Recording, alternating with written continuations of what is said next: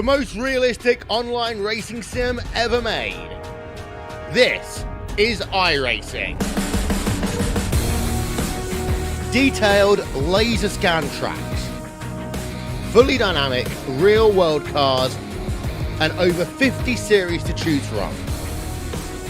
6 online world championships offering over $100,000 in annual prizes.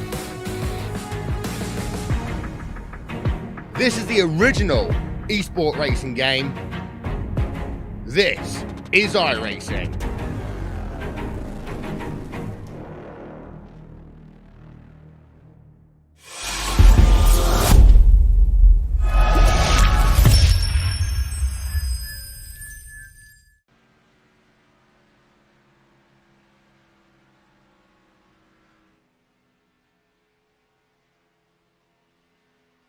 Good evening and welcome back once again here to Turn 3 Racing Network. Tuesday night action for you. Superior Class Auto Racing presented to you by Mug Root Beer here at Michigan International Speedway for the www.scariracing.com 200. These drivers set to go 100 laps around this massive 2-mile D-shaped oval track here in Michigan, and it's going to be quite a event to see. I can guarantee you that. The speeds seem to be up there in happy hour right now. Chris Mathis and his 18 machine sitting on the top of the speed charts as we roll close to the just 5 minute remaining in happy hour. And well, with that being said, once again, thank you all for joining us each and every time here on Turn 3 Racing Network. I am your host, as always, Dave Whirl, up in the booth, giving you all the great calls from the Turn 3 production booth up here. And yeah, well, it's a beautiful day here in Michigan, so why not run your points coming into today's race? Case and Plot sitting on top of the standings, just in front of David Bradford. Bradford visiting victory lane earlier this season. Jason Spears sitting there in third. John Ballou right there. That is also otherwise known as Channing Ballou right there in that 4th spot. Bobby Hamilton Jr. sitting in that 5th and final top 5 spot in your point standings. A lot of other drivers making some shakeups throughout the field. There you see a tie for the 8th and 9th, well, the 8th position between Brian Littleton and Mickey Spear. Littleton able to walk away from last week's race up in New Hampshire. The Lobster was up for grabs, and he was able to get a top 5, not quite the top spot, but nonetheless a good showing last weekend. And man, I cannot wait to get things kicked off. So I tell you what, while we've got a chance and an opportunity to watch a few of the drivers out there on track, we'll see if we can't find a little cluster or so somewhere around out there on the track. Looks like, let's take an eye from way up above with one of our drone cams here at Turn 3 Racing Network with an eye focused in on that 40 of Jeff Napier. A lot of other drivers right there as well. The 86 of Colt Ansley right here in this pack. The 71, Alan Dufries, Mickey Spear also right there. Case and Plot just a little bit further up in this little gang of cars right there. You see him in that 19 machine. Oh, close moment as he almost made contact with Justin Napier here coming through. I believe that's turns 1 and 2. Yes, it is, heading down the backstretch. We'll take a good look here at Jeff Napier's red dot storage. A Toyota Camry looking pretty sweet out there. Good to see these drivers mixing it up with just so little time left here in happy hour 4. The Superior Class Auto Racing season number 2, race number 6 here at Michigan International Speedway, the www.scariracing.com 200 here from Michigan International Speedway. And I tell you what, nobody's been able to bump Chris Mathis off the top of that speed chart. That 18 is dialed in right now, sitting fastest lap was a 37.931. Nobody else down in those 37s, it doesn't look like, looking all through the timing and scoring. And yeah, He is the only driver to break that 38-second mark. Very, very close a few times by multiple drivers, but not able to break into that 37. Is anybody else out there? We'll have to wait to see if he's got that kind of speed built into the car. Almost contact right there in front. As we take an eye now and just have a little look, see how that 86 of Cole Ansley's running out there right now. Looks to be doing a fine job running the inside lane. About a car and a half off of the bottom lane just behind him. That 25 of Bobby Hamilton Jr. There you see the 18 of Chris Mathis. He's been out there for a while, so a little bit of wear and tear on those tires. He's got that Interstate Batteries Toyota Camry dialed in, looking pretty sweet.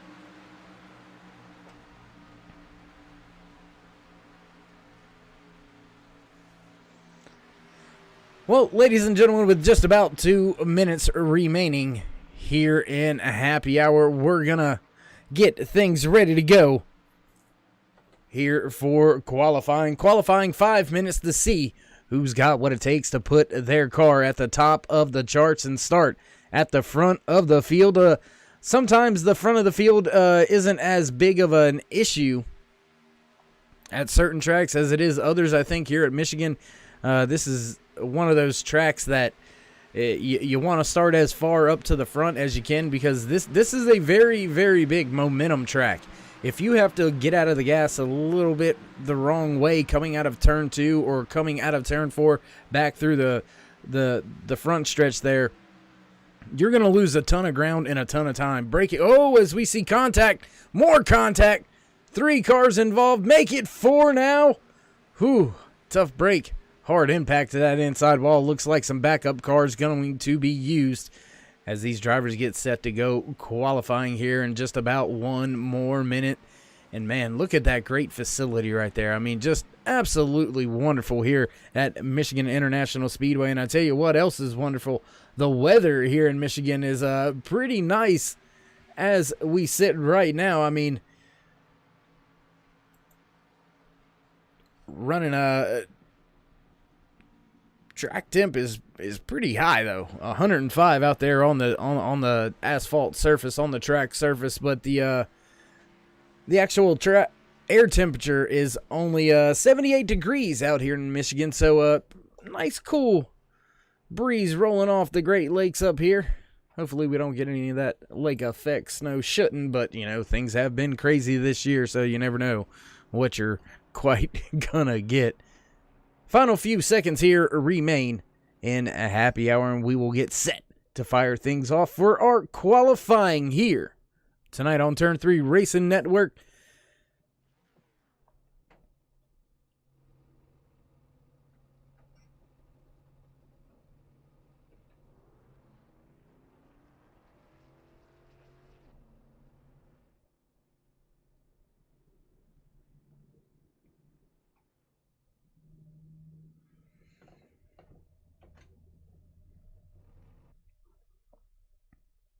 And, well, there you have it.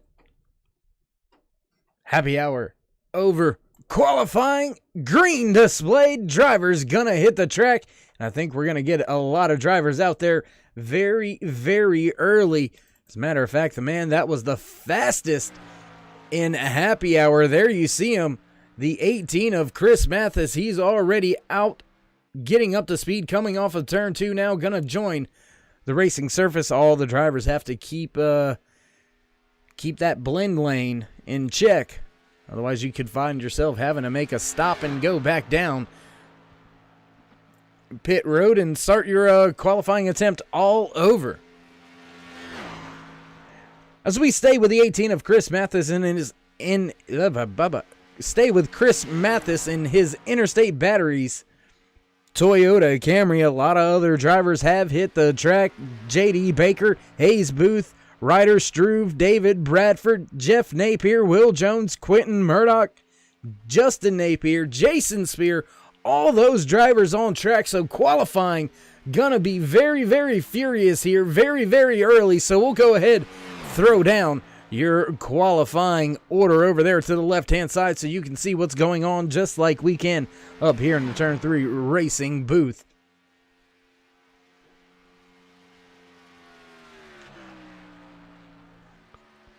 Crossing the line first time by. Gonna put him second on the speed charts. Will Jones actually faster that first time by. So looks like Mathis has got a little bit of picking up to do if he's going to want to take the top spot away. Looks like J.D. Baker going to slot in third. David Bradford going to come across the line momentarily. Quentin Murdoch slotting in the fourth position as we continue to watch Chris Mathis hug that yellow line on his second time lap.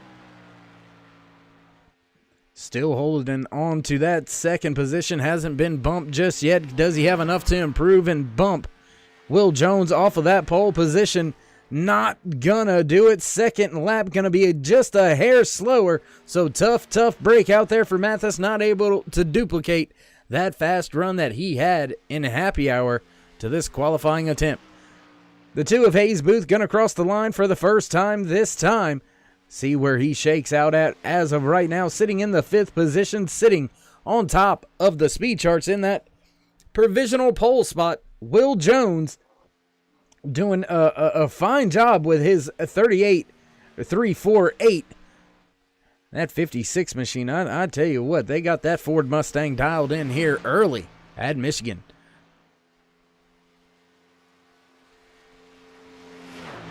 The 88 of Channing Ballou and Bobby Hamilton Jr. and his Whoppers 25 Ford Mustang also hitting the track for their qualifying attempts. We'll have to wait to see where they shake out at as we've got just under 2 minutes remaining here in qualifying. Hayes Booth crossing the line for the second time, not going to be able to improve his position, so we'll keep an eye now on Mark Truxell as he begins his first time lap. Channing Ballou also one of those drivers out there trying to make a late run at the pole. Bobby Hamilton Jr., Case and Plot also out there. Joshua Baker going to be out there in that 77 machine as well, so a lot of drivers still out there on track. Looks like we have a few electing not to qualify at all.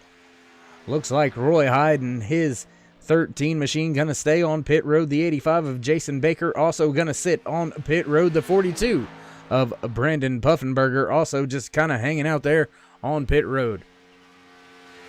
Crossing the line for the first time, this time by the 13th. Now make it 14th spot for Mark Truxell, and he's going to go ahead and shut his machine down. So going to be interesting here. Nobody out there left to turn in a qualifying time. Looks like Bobby Hamilton Jr. is closing up his second time lap. Actually, now finishing it up. Going to be able to go all the way up to fifth. David Bradford, where did he come from? Oh my goodness, stealing the pole here late. My goodness. Great racing action there in a qualifying to see who's going to walk away with the pole position. It's going to go to David Bradford. And with that being said, ladies and gentlemen, we're going to take a quick break, head down trackside for our national anthem. So please join me in saluting this great nation. Oh, say, can you see by the dawn's early light what so proudly wailed at the twilight's last gleaming, whose broad stripes and bright stars through the perilous fight o'er the ramparts we watched were so gallantly streaming, and the rockets regular their bombs bursting in air gave proof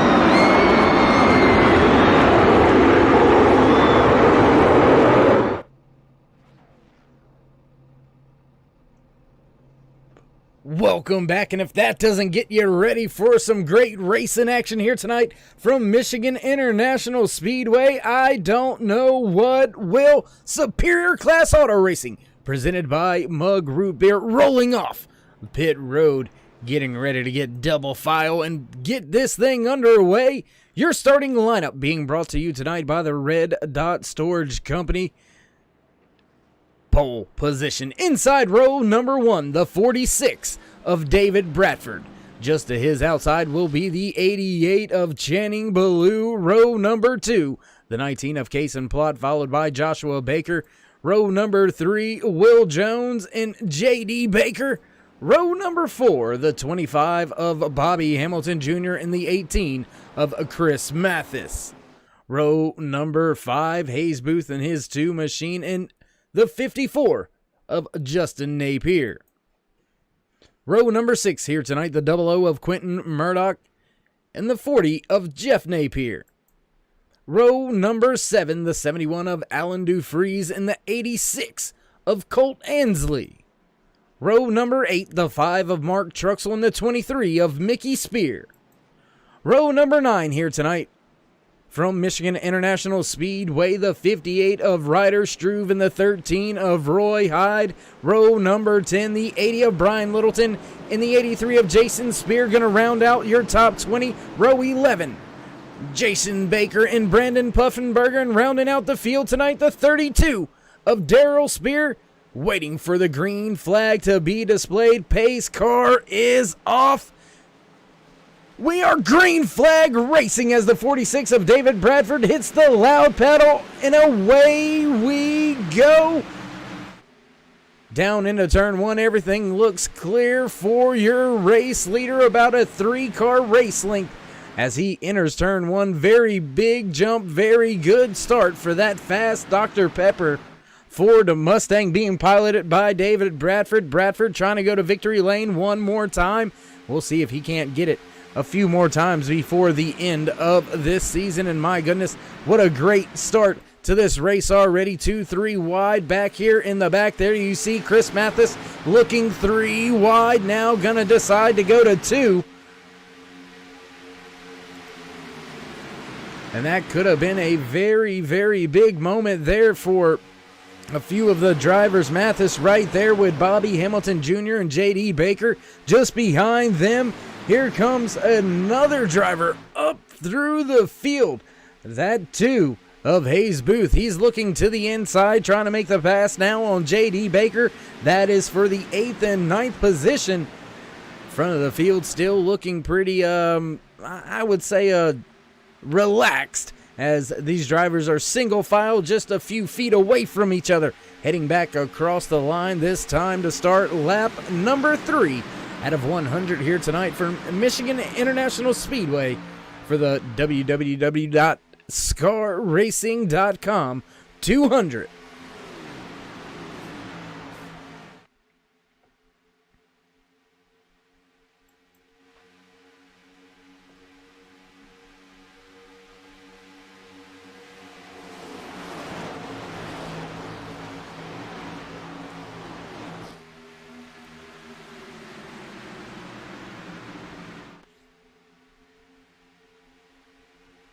Drivers fanning out as they come back across the line to start lap number 4. We've still got battles all over the track. 56 dives to the inside in his 7-up machine, getting the pass. I believe that was a pass on the 19 of Kason Plott. Yes, it was. Will Jones taking the spot away. Now the 18 of Chris Mathis looking to follow through as well. Bobby Hamilton Jr., one of those drivers, giving up a little bit of time as of right now. Joshua Baker just in front of him, but he's got Justin Napier right there on his gearbox, trailing him very, very tightly.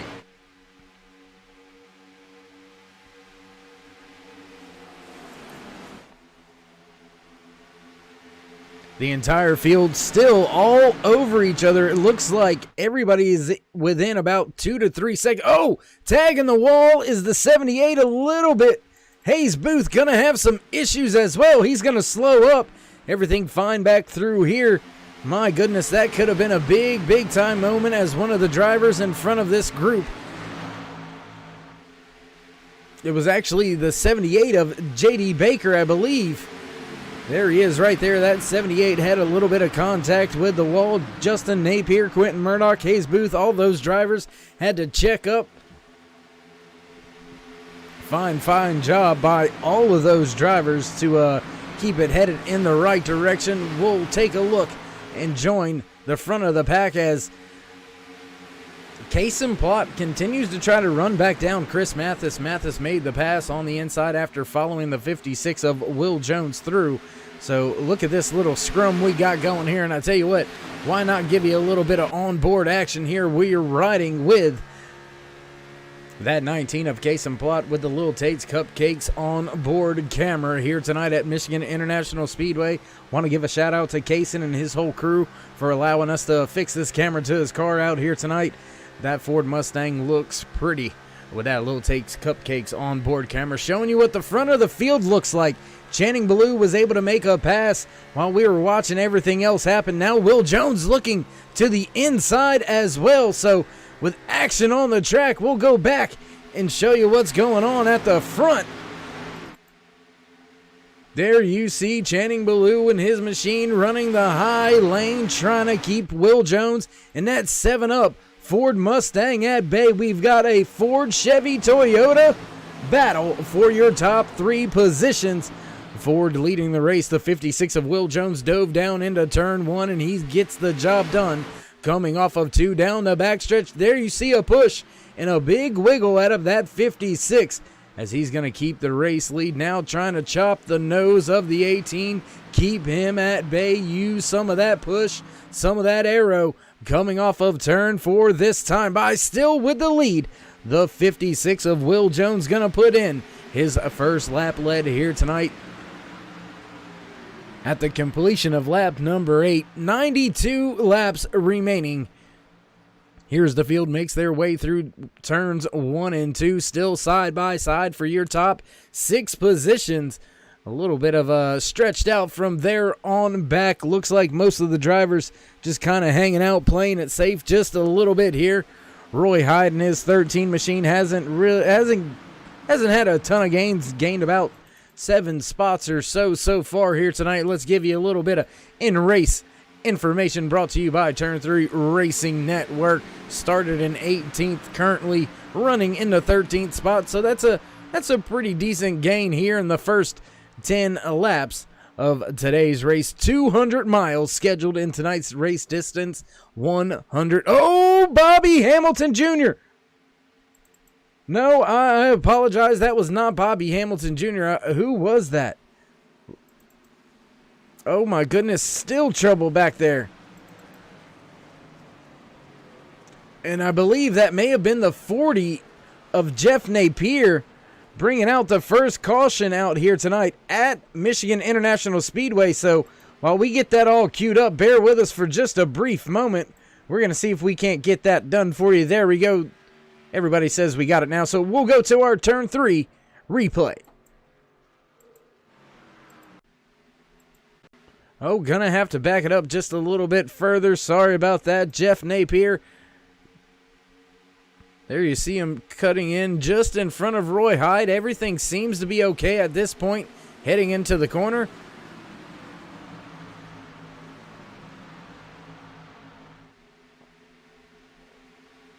And not seeing what happened here. May have backed it up just a little bit too far, as it looked like the trouble was out of turn number 2. So here we go, going into turn 1. Looks like just right there with the 00, the 13 of Roy Hyde. A little bit of slight contact, maybe a little bit of net code right there. And around goes that 40 of Napier. Back it up one more time. Get a blimp cam on this thing if we can do it. Looks like there was slight contact, I do believe. It a little bit hard to tell. One more look at it.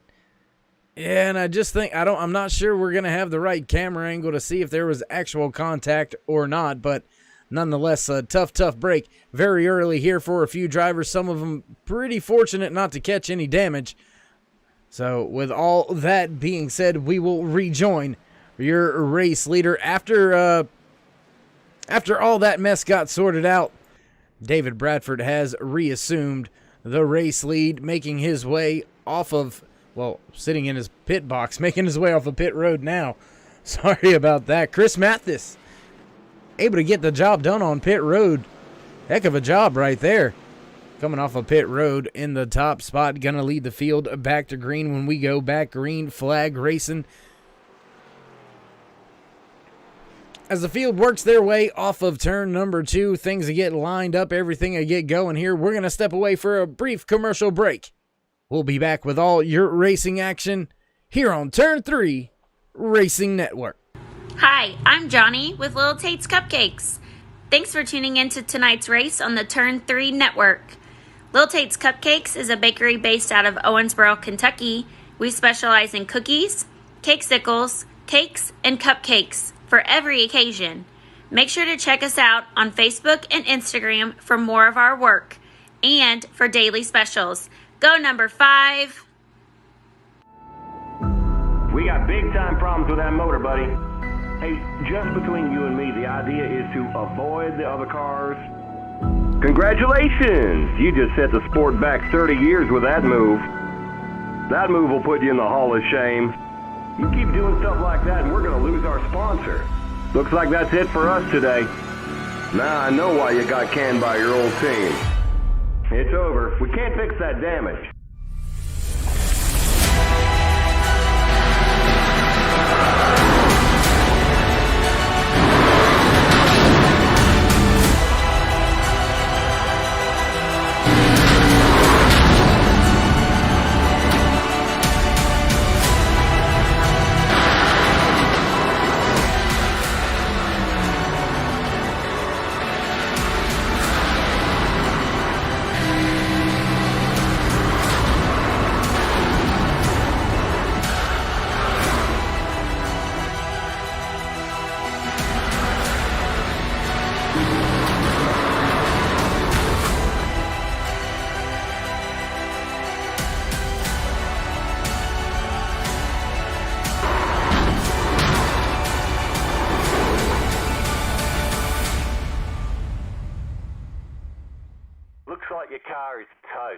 You'll need a tow back to pit lane. Press and hold your reset button and we'll come and get you. Back live here as the pace car begins to set sail and duck off, finally getting out of the way, and we can get this thing back going once again. Field being brought to the flag by the 18, and he fires off with a great start this time by gonna take the green flag for the restart, head off into turn 1, and a big lead for your race leader once again on the restart. The 18 has about a 2-car length lead over that 88, but Will Jones fighting hard right there in second. A lot of drivers now using that inside lane. There you see 3, 4, 5 cars lined up on that inside lane. We had a shot of Mark Truxell. He's using that inside lane as well. There you see him digging on the bottom just in the background of the picture here.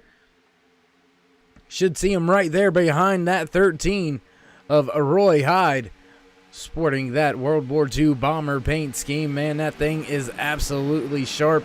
And a lot of these drivers out here make me thirsty. I mean, we got 7-Up, Dr. Pepper, Whoppers. I mean, whew. And then to top it all off, what better way to finish the night but in Mug Root Beer Victory Lane here at Michigan International Speedway.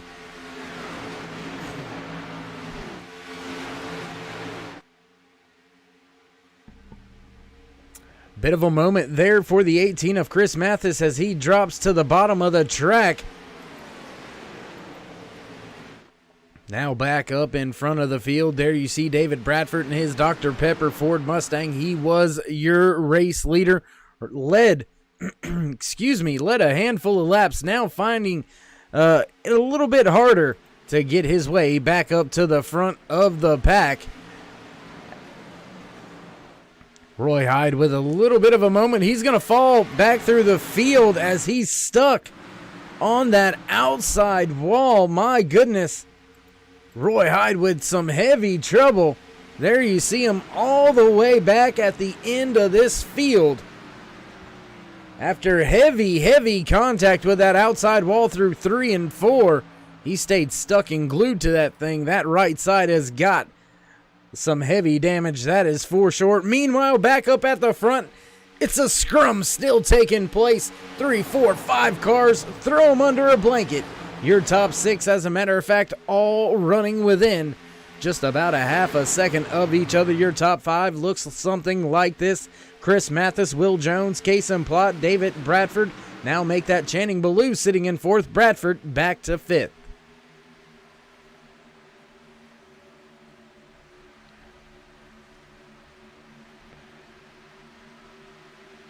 And man, Kason Plott, Channing Ballou, David Bradford, they are battling hard here. Very early in the race, 18 laps into today's www.scariracing.com 200 from Michigan International Speedway. Now, slowly building a gap is that 18 of Chris Mathis. There you see him trying to break the draft, trying anything he can to get a little bit of an advantage, break the draft, get away from the field behind him. And I tell you what, you wanted it, you got it. We're going to go ahead and give it to you now. Let's step away for just a brief moment with a Turn 3's Turn It Up.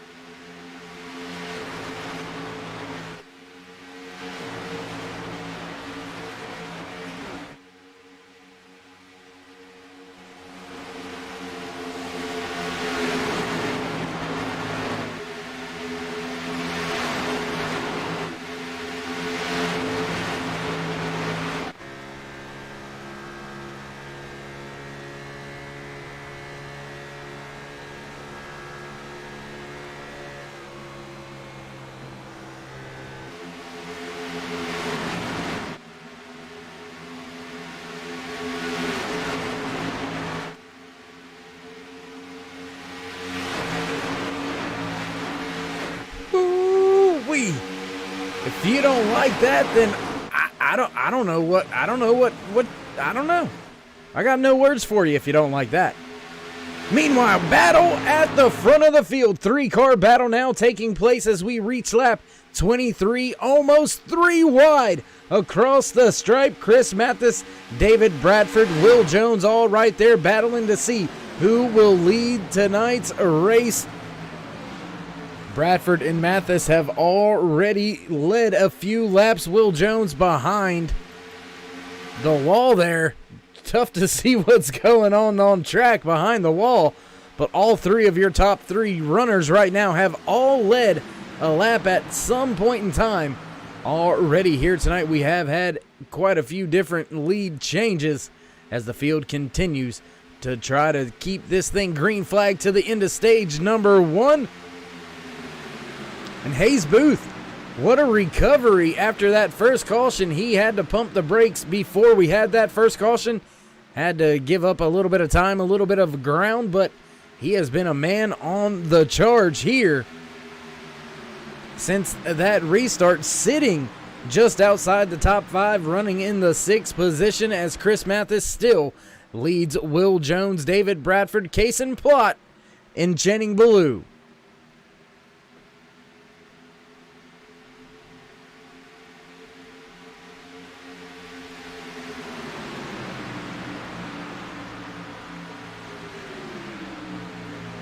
Gonna head back just a little bit further through the field as Mark Truxell begins to see in his rearview mirror that 85 of Jason Baker. He's been closing over the past few laps, and caution is out.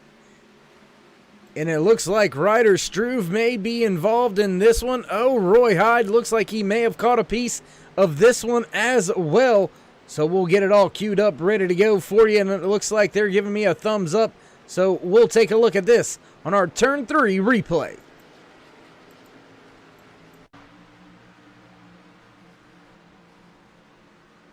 There you see that 58 of Ryder Struve. And it looks like smoke in front of him already. And there it is. Ooh, tough break. I can't see the number on that car with all the smoke. My goodness, tough break. For Ryder Struve, Roy Hyde snaking his way through the field as well. So heck of a job by him to make his way through it. Everything going to get caught up, ready to go. Missing the front clip now, missing a little bit of the car is that 58 of Ryder Struve. He's going to bring his car down pit road as your leader's going to stay out on track. Will rejoin the front of the field.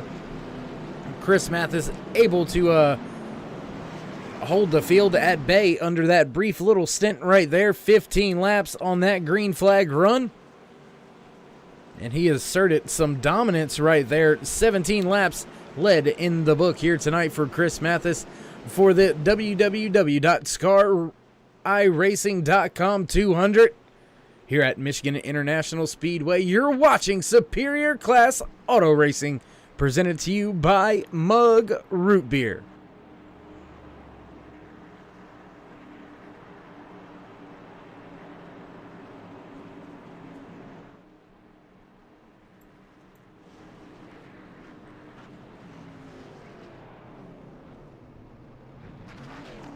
You know, I really wish we could see those pit crews moving down there, but, you know, social distancing, all these cars down there, they're going to a little bit of an automated system here tonight at Michigan International Speedway. Ford Motor Company actually making that here just down the road in Detroit, utilizing some of those parts and pieces here tonight to get the cars pitted and fueled up, tires changed.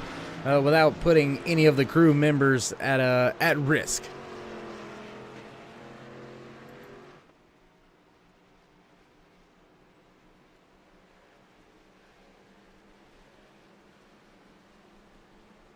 We find ourselves under caution for the second time here tonight. 5 caution laps, 3 lead changes. That should actually be 4. That is for sure.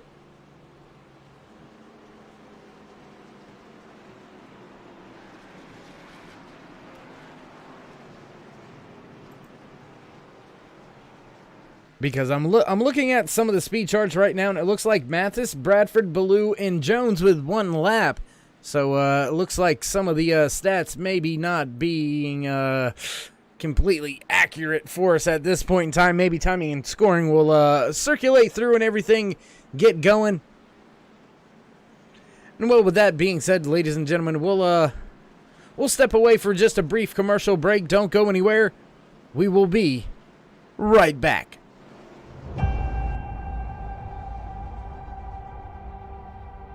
Growing up as a kid in Oklahoma, where I'm from, the Chili Bowl is the biggest race that we have.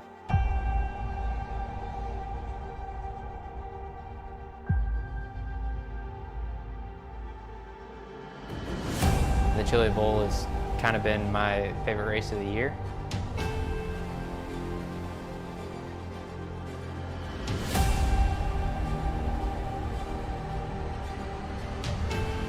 Growing up a dirt racer in Oklahoma, that's kind of the holy grail.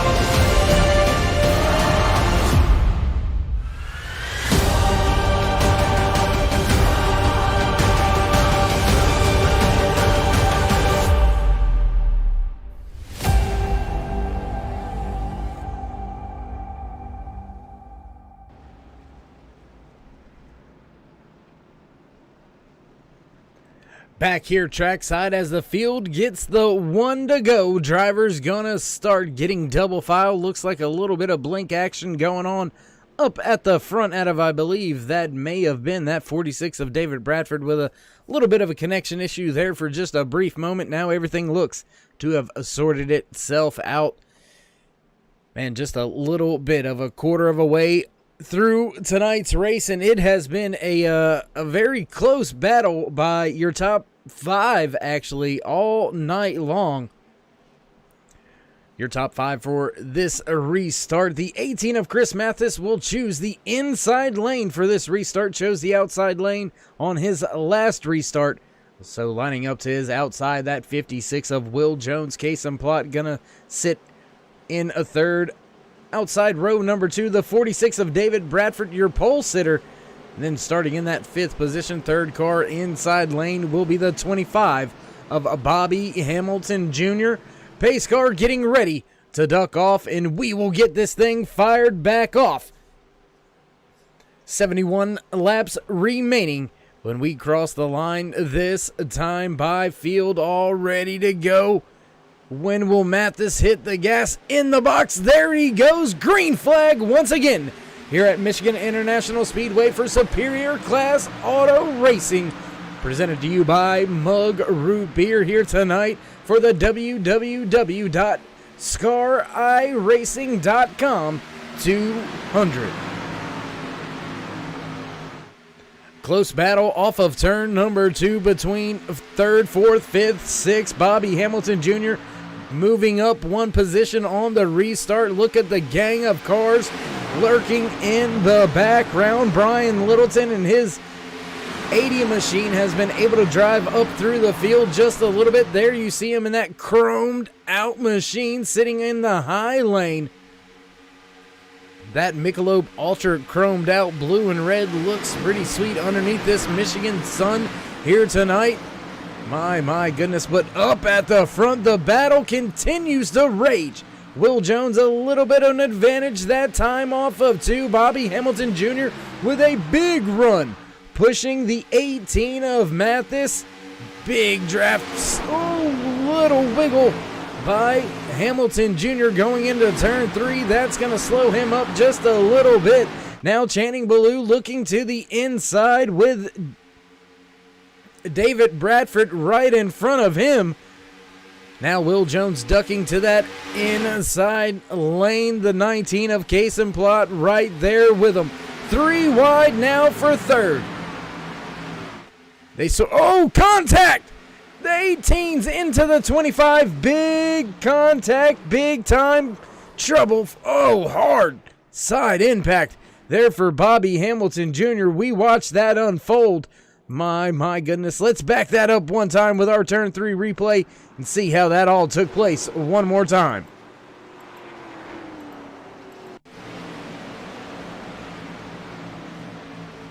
Here you see, looks like a little bit of slight contact between the 56 and the 18. That catches the 88 and the 25. Oh, and there's that hard impact from Bobby Hamilton Jr. on that car. My goodness, that's a tough one to see right there. We'll see if we can't back it up, get another, back it up one more time here. See if we can't get a look off of that right rear there.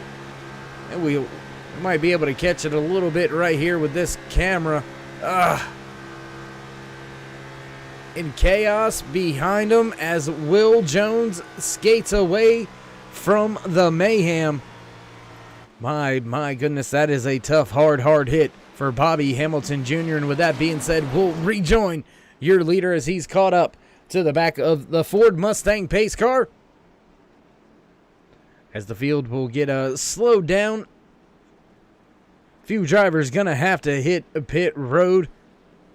And well, with that being said, we'll do a little bit of house cleaning here as we enter pit road under our 3rd caution for the evening. 23 drivers took to tonight's starting grid. We've still got 19 out there on the track. Daryl Spear, Ryder Struve with some trouble. They find themselves down a handful of laps in 20th and 21st.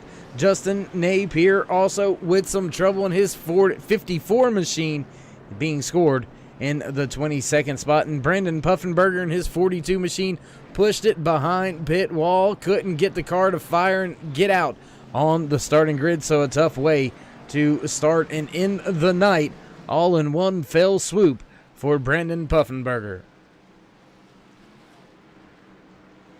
Meanwhile, a little bit of strategy going on here. The 83 of Jason Spear, he's going to stay out. He's going to lead a lap. Is this a points deal for Spear, or is he thinking about maybe just staying out? Only 5 laps on those tires under that latest run, so not a far-fetched strategy in my opinion, really. Channing Ballou, Jeff Napier, Mickey Spear, Roy Hyde, all sitting on pit road for an for an extended stay. Darrell Spear heading down pit road once again, the driver working on that machine. So a handful of cars out there torn up a little bit early here as we're reaching close to the halfway point here. Lap 34 out of 100 scheduled here from Michigan International Speedway for the www.scariracing.com 200 here on the Turn 3 Racing Network. Do want to say thank you all for joining us each and every week.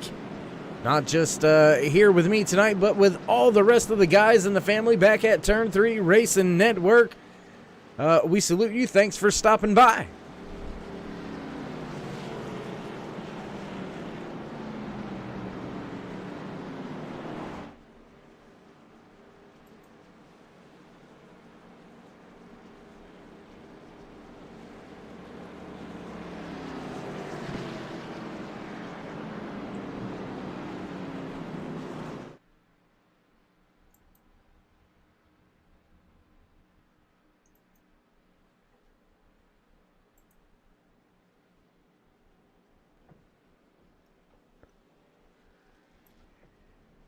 And as the field works their way around the track under caution here once again tonight, we're going to have an opportunity to bring up one of the drivers involved in an earlier incident. And unfortunately, Justin, your night has come to an end. Justin Napier, driver of the 54, going to be scored in the 22nd spot.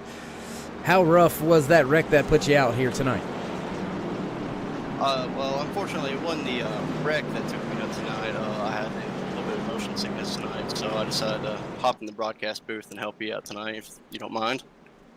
Oh, well, but I don't mind just sticking it out for the rest of the race. I thought you may have gotten caught up in a little earlier incident and maybe just called it an end, pushed it behind the wall. But yeah, but you're free to stay and play here in the booth if you want to.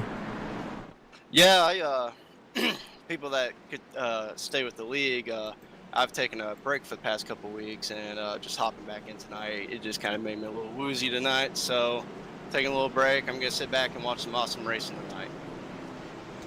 Yeah, I mean that we've had some great racing up at the front of the field. A lot of those top drivers all within just a few tenths of each other for multiple laps at a time. So it's going to be some great racing, that's for sure, and we're closing in slowly on the halfway point here tonight. Yeah, as we just finished stage 1 with our leader being Jason Spear. Case in plot 1, I wasn't watching at the time. I was transitioning over here to the broadcast booth.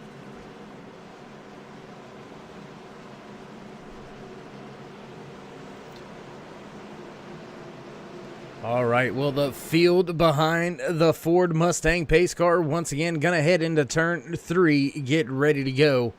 Back green flag racing this time by 64 laps remaining when we get the green flag for this latest restart. Field, double file, your race leader.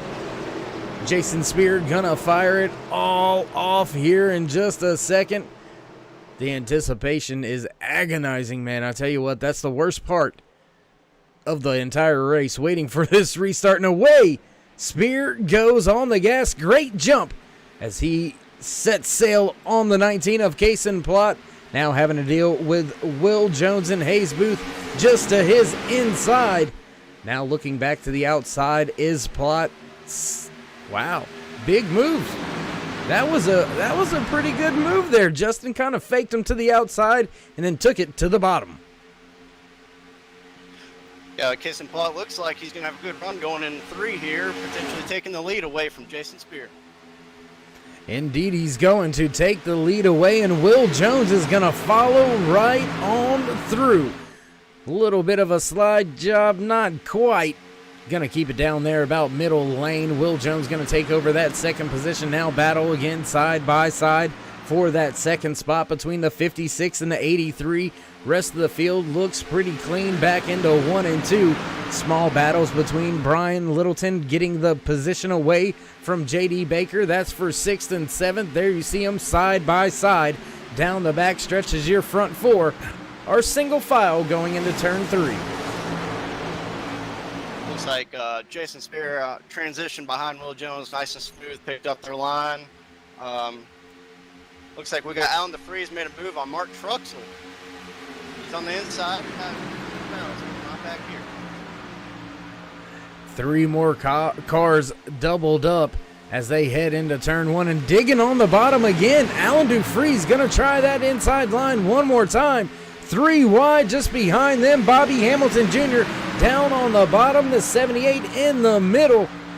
Oh, close quarters right there. Squeezes right in between of Bobby Hamilton Jr. and I believe that was Alan DeFries just in front of him. No, that's the 78. That squeezed right in between those 2 drivers.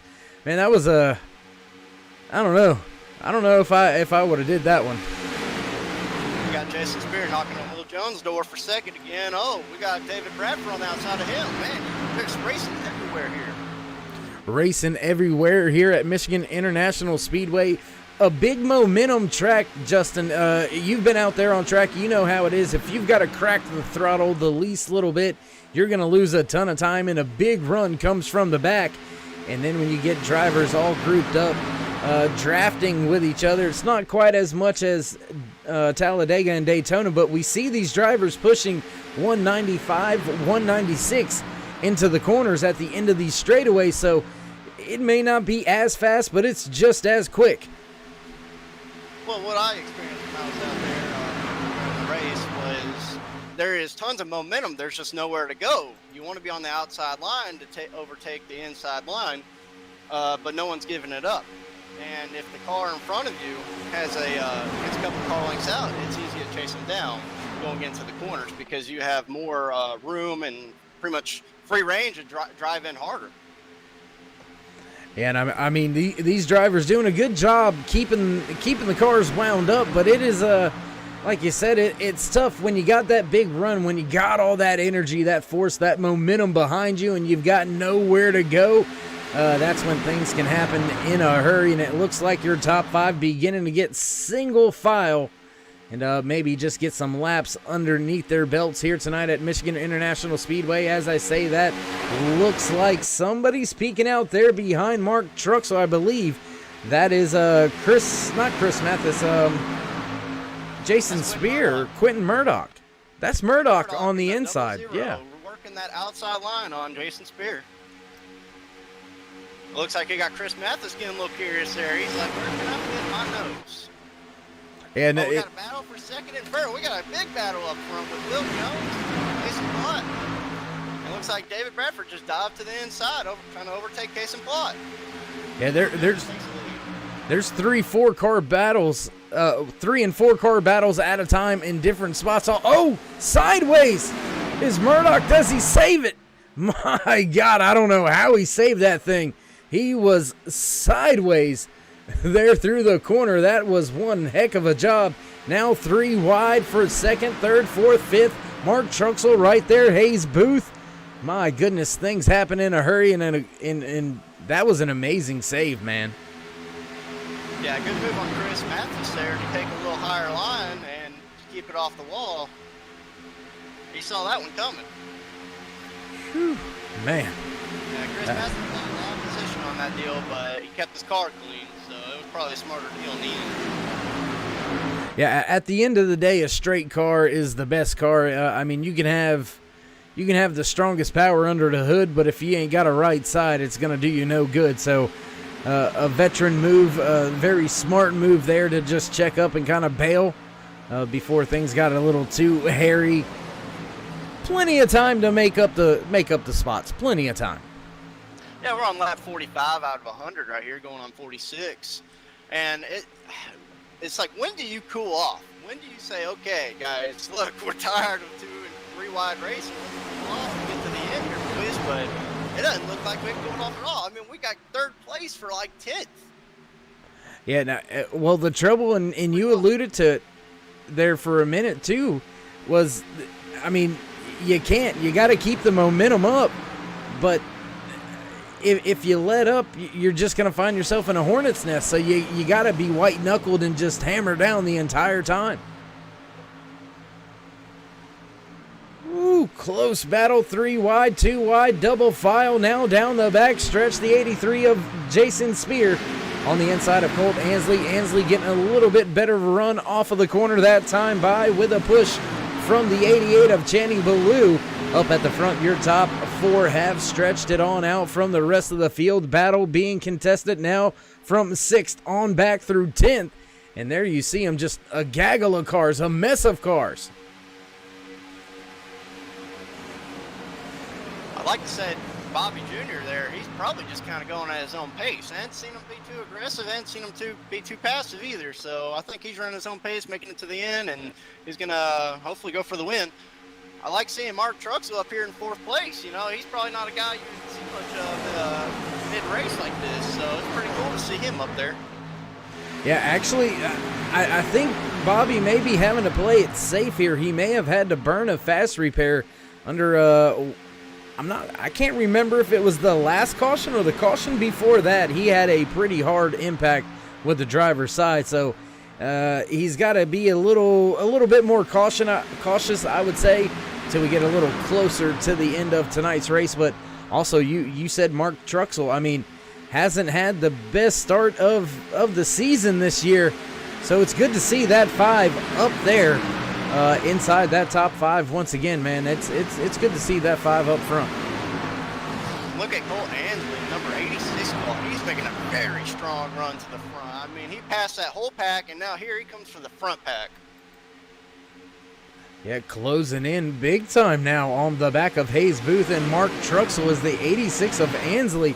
He got that big run when we were watching him just moments ago off of turn number 2 and down the backstretch, and has been able to use that and get all the way back up to the front pack. Mark Truxell now looking like he may try to move up a few positions running that inside lane. Now looks like he's going to lose a little bit of ground side by side with Hayes Booth. Ansley looking to go to the outside with Booth as well. That bottom line is so hard to work with, that's for sure. And I wonder if any of it's temperatures. We seen Truxell right there on the rear of Case and Plot for multiple laps. Maybe that car just got a little bit hot. Maybe that Chevy Z01 Camaro just couldn't take anymore and had to get a little bit of breathing room, as he hasn't really lost the top 5, but he has given them a little bit of distance.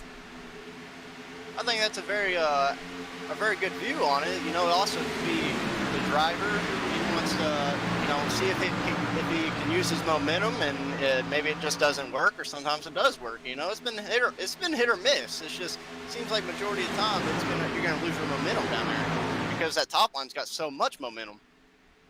And I mean, another strategy that could be at play. I mean, we're at the halfway point this time by 50 laps remaining in tonight's www.scariracing.com 200 here on Turn 3 Racing Network. And he could be seeing, all right, I'm going to drop back to about this gap, a half a second or so, and let me see if I can get back. And when I do get there, if I've got any more in the car to try to see if I can get something done late in the race. Could be just testing the waters. You never know. Out of consistency, I mean, we got Will Jones who started 5th. Now he's rocking 1st. David Bradford started 1st. Now he's in 2nd. 3rd is Case and Plot. He started 3rd. So, I mean, those top 3 drivers are been consistently up there all night long. You know, I also like seeing Hayes Booth, number 2. He started 9th. He's in 4th. But look at Colt Ansley. He started 14th in 5th. Behind him, Mark Truxell, 15th, and he's in 6th. Yeah, I mean, you've got a lot of comers and goers here tonight, and you've got small battles all through the field still underway. Bobby Hamilton Jr. right there behind the 83 of Jason Spear. Brian Littleton, Quentin Murdoch also just behind them. Now you see Chris Mathis starting to come back, and oh, hard contact there. I believe that was Dufries. Yes, it was the 77 of Alan Dufries. Hard contact with the outside wall.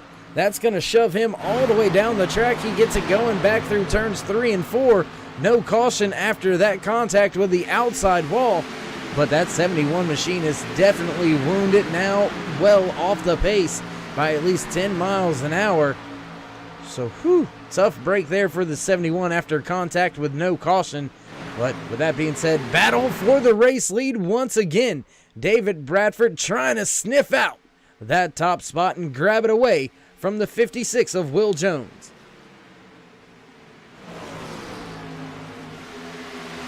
I know this stage ends about 75, so you think it's going to be a little dicey about who's going to win the stage? That it could be it, but if the stage end is at lap 75, I mean, we've still got a handful of laps before we get there. Yeah, it does look like the field, most of the field has calmed down. We've also got a big gap between the front runners and the mid runners here. Yeah, after Truxell, it's about a second or so back to Channing Ballou. There you can see the gap right there. I tell you what, we'll go down with one of our onboard cameras, give you a little bit better of a advantage point of what the gap looks like. That's 1 second. That is a 1 second gap. And man, that looks like a ton of ground that needs to be made up, but it can be made up very quick. I really am enjoying watching Colt Ansley up here send forth. You can just tell how hungry he is for this. You can tell he really is up there wanting this. As the field works their way off of turn number 2, camera went behind the wall there, getting shaken off of its post. That's how much power's in these cup cars out there, rattling the chains. And man, I'll tell you what, I am impressed with Ansley. He has had one heck of a drive out there tonight. You mentioned some of the stats, and there you have it right there. Started 14th, currently running in 4th, and he has passed a ton of cars under this latest green flag stint. Yeah, back here in the back, we had a 3-wide battle for 10th place. Chris Mathis shot right in the middle, passed them both. It's still, that battle's still going on. Brian Littleton right there now being contested from Jason Spear. Mathis was able to get by both of those cars, set his sights in on the back of Bobby Hamilton Jr. Now looking back to the outside, trying to use the momentum is that 80 of Brian Littleton. And man, I tell you what, there's just things going on all over the track. We go back here to watch this battle, and a battle begins to shape up once again at the front of the field. Case and Plot right on the back of that 46 of Bradford.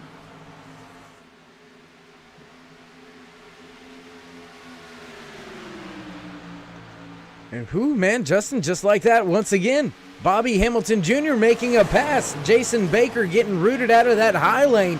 He's going to lose the spot to Hamilton Jr., and I believe Mathis is going to try to follow suit here on this outside lane, try to keep that 85 pinned down, and if he's able to, I believe Baker may lose another 2 or 3 spots.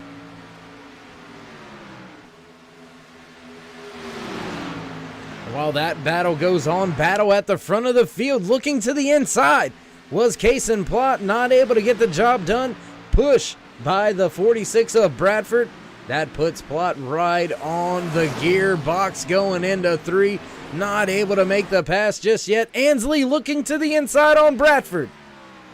Slide job off of 4. He's got him cleared. Slide job off of 4, my man. He got it done. Heck of a move. You know, I noticed right there that the 2-car of Hayden Booth, he was actually able to catch up just a little bit, just from that small bit of battling. It's incredible how battling just slows down your own car. I mean, and a guy with no draft is able to catch right back up. Now, I mean, you probably didn't gain that much, but it was enough for me to notice. Yeah, I mean, the difference in speed just from the battle to the driver by himself is about 2 miles an hour. And in the grand scheme of 200 miles an hour on a racetrack, 2 miles an hour doesn't seem like that much. But you add that up over the course of 2, 3, 4 laps, and that is a big time gain.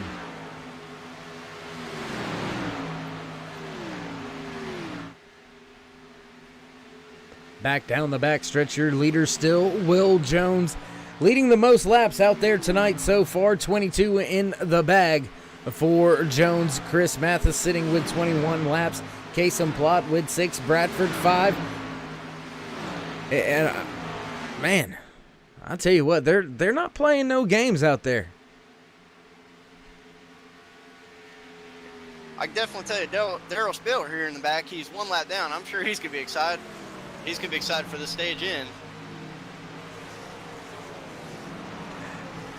Yeah, I mean, he's in a tough spot right here. He is one lap down already. Now being split by your leaders is Jeff Napier. That's going to put Napier first car 1 lap down, but Daryl should be able to get well, I don't know. Yeah. If you stay out from here, that could be trouble. Yeah. Yeah, you could tell Jeff Napier there. He's playing a safe game. He's like, okay, you know, worst case scenario, I might go a lap down, and I'm gonna wait to the end, use my fast repair. You know, that's a pretty safe game.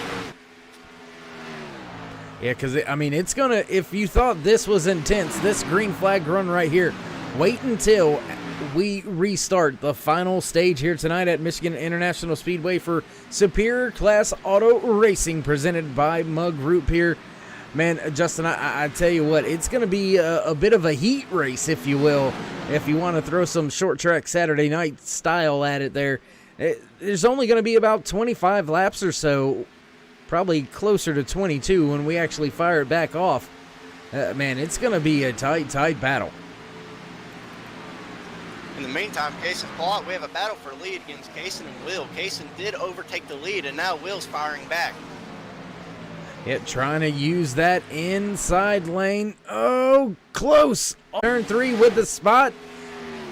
Not going to quite clear him just yet. Sliding up the track just a little bit is Jones. Plott able to keep the foot on the gas. Momentum prevailing now. Clear is the 19 as Jones tries to cut the nose off on Colt Ansley. That's going to give him a move to the inside. Can he do anything with it? Yeah, that's definitely a move right there for Colt Ansley. If he can overtake Will, I bet he'll have a big old smile on his face to see the leaders race. Now we got Kason Plott. You know, you got 2nd, 3rd, and 4th racing each other now. Kason could be able to take off. He's got draft from Ryder. Yeah, he's going to get a little bit of a draft there from a wounded car of Ryder Struve running up there. Contact with the outside wall. Struve back into the wall once again. Caution comes out on the racetrack. My goodness, that could have been very bad for some of your race leaders. And man, we'll take a second, see if we can't grab a look with this on our turn 3 replay. They're saying thumbs up, good to go. Here you see Ryder once again hits the wall, tries to keep it out of Bradford's way. He does, but still spins across the track, and there you see the lights on the pace car come out immediately. So tough break, but that's going to be interesting for this second stage now, Justin. What is race control going to do? Are they going to go ahead and say, we'll call it the stage caution, or are we going to have a shootout for the stage caution and then another short shootout to the end? I would say with roughly 5-6 laps to go, my guess is that this is not the stage in. They're going to race a small section, and then they're going to have their stage in. Well, we'll wait and watch, see what the leaders do. Looks like everybody gonna come down pit road. Nobody willing to risk it just yet. Your top 5, 6, 7, all the way 10th, 12th, top 15, all onto pit road. Don't think anybody's willing to gamble. So we'll let the drivers get in their pit boxes, and we'll rejoin tonight's race when we come back from a commercial break here on Turn 3 Racing Network. Don't go anywhere. We will be right back.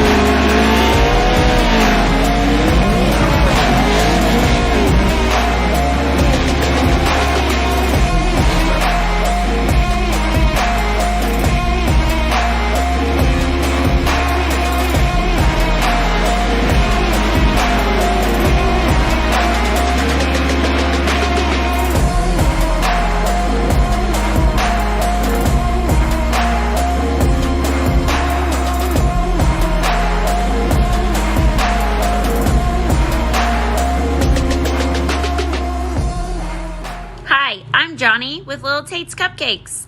Thanks for tuning in to tonight's race on the Turn 3 Network. Little Tate's Cupcakes is a bakery based out of Owensboro, Kentucky. We specialize in cookies, cakesicles, cakes, and cupcakes for every occasion. Make sure to check us out on Facebook and Instagram for more of our work and for daily specials. Go number 5.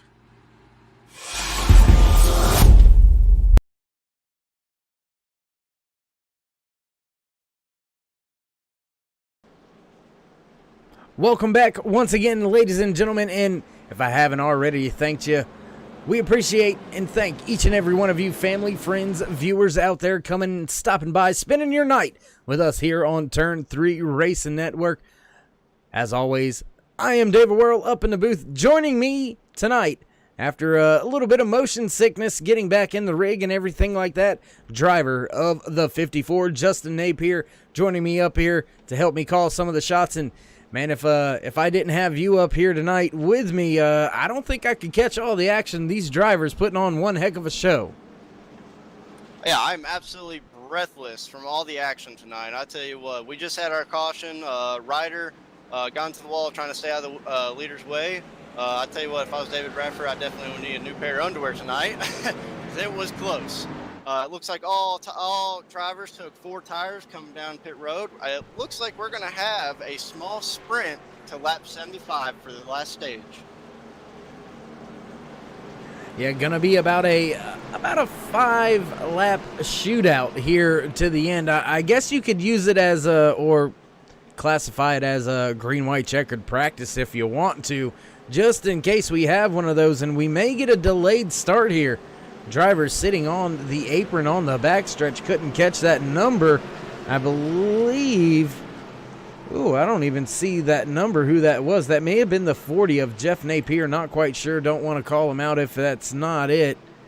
I'm not sure who that is. Yeah, I believe that is Jeff Napier now getting up to speed back around your race leader. So he's going to be in some trouble if this thing fires off this time by. Pace car lights are off. Field is double file. Your race leader, Kason Plott, chose the outside for this restart. And, man, we'll see if he can't utilize that high lane here to his advantage for this short shootout here to stage ending number 2.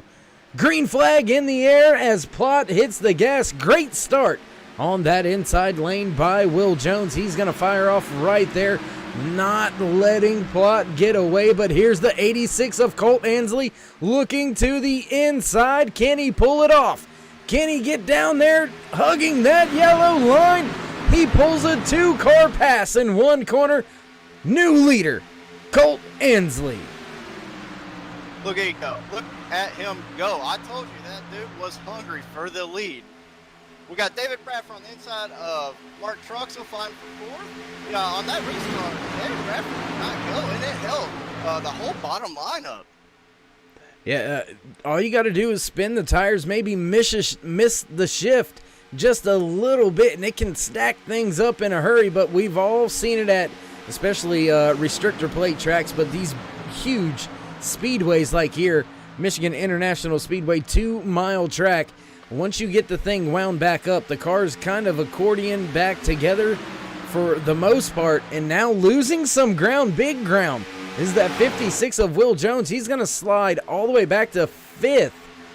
Now he's looking to see if he can't pass Kason Plott in that 19. Kason did have the race lead for the restart since has fell back to the 4th spot. Now Ansley having to deal with Bradford on the inside. Keep in mind, Justin, Bradford was your pole sitter. He's got a fast car. Yeah, I would have never guessed that he would be able to spin on the start, fall back a little bit, and get all that momentum back, and here he is fighting for the lead. Using the air at the right time and moving at the right moment can pay dividends. It can pay huge dividends. As we see, I believe that's Channing Ballou. Where did he come from? All of a sudden, he's battling right here.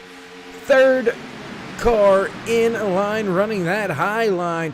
Your top 3, 4, 5, as we've got a 3-wide battle behind your top 3. Mark Truxell outside lane. Looks like they're going to try to see if they can't split. I believe that's Plott off of the corner. They're not. Oh, contact! Around goes a ton of drivers. The 85 involved, the 71, the 78. Big crash here at the end of stage number 2. That will definitely end our stage tonight. And it looks like the guys back over in the booth, they're giving me the thumbs up for the replay. Here we go. Take a look at this. And it's going to happen just a little bit in front of this 71 of Alan Dufries. We'll see if we don't have a good shot. Oh, and it happens behind the tree. Wouldn't you know, it all started behind the tree. Let's go back, see if we can't get another look at this from a different camera angle. Trying to see, and we're not seeing exact. There's the contact right there. Will Jones involved. The 2 of Hayes Booth involved. That collects the 78.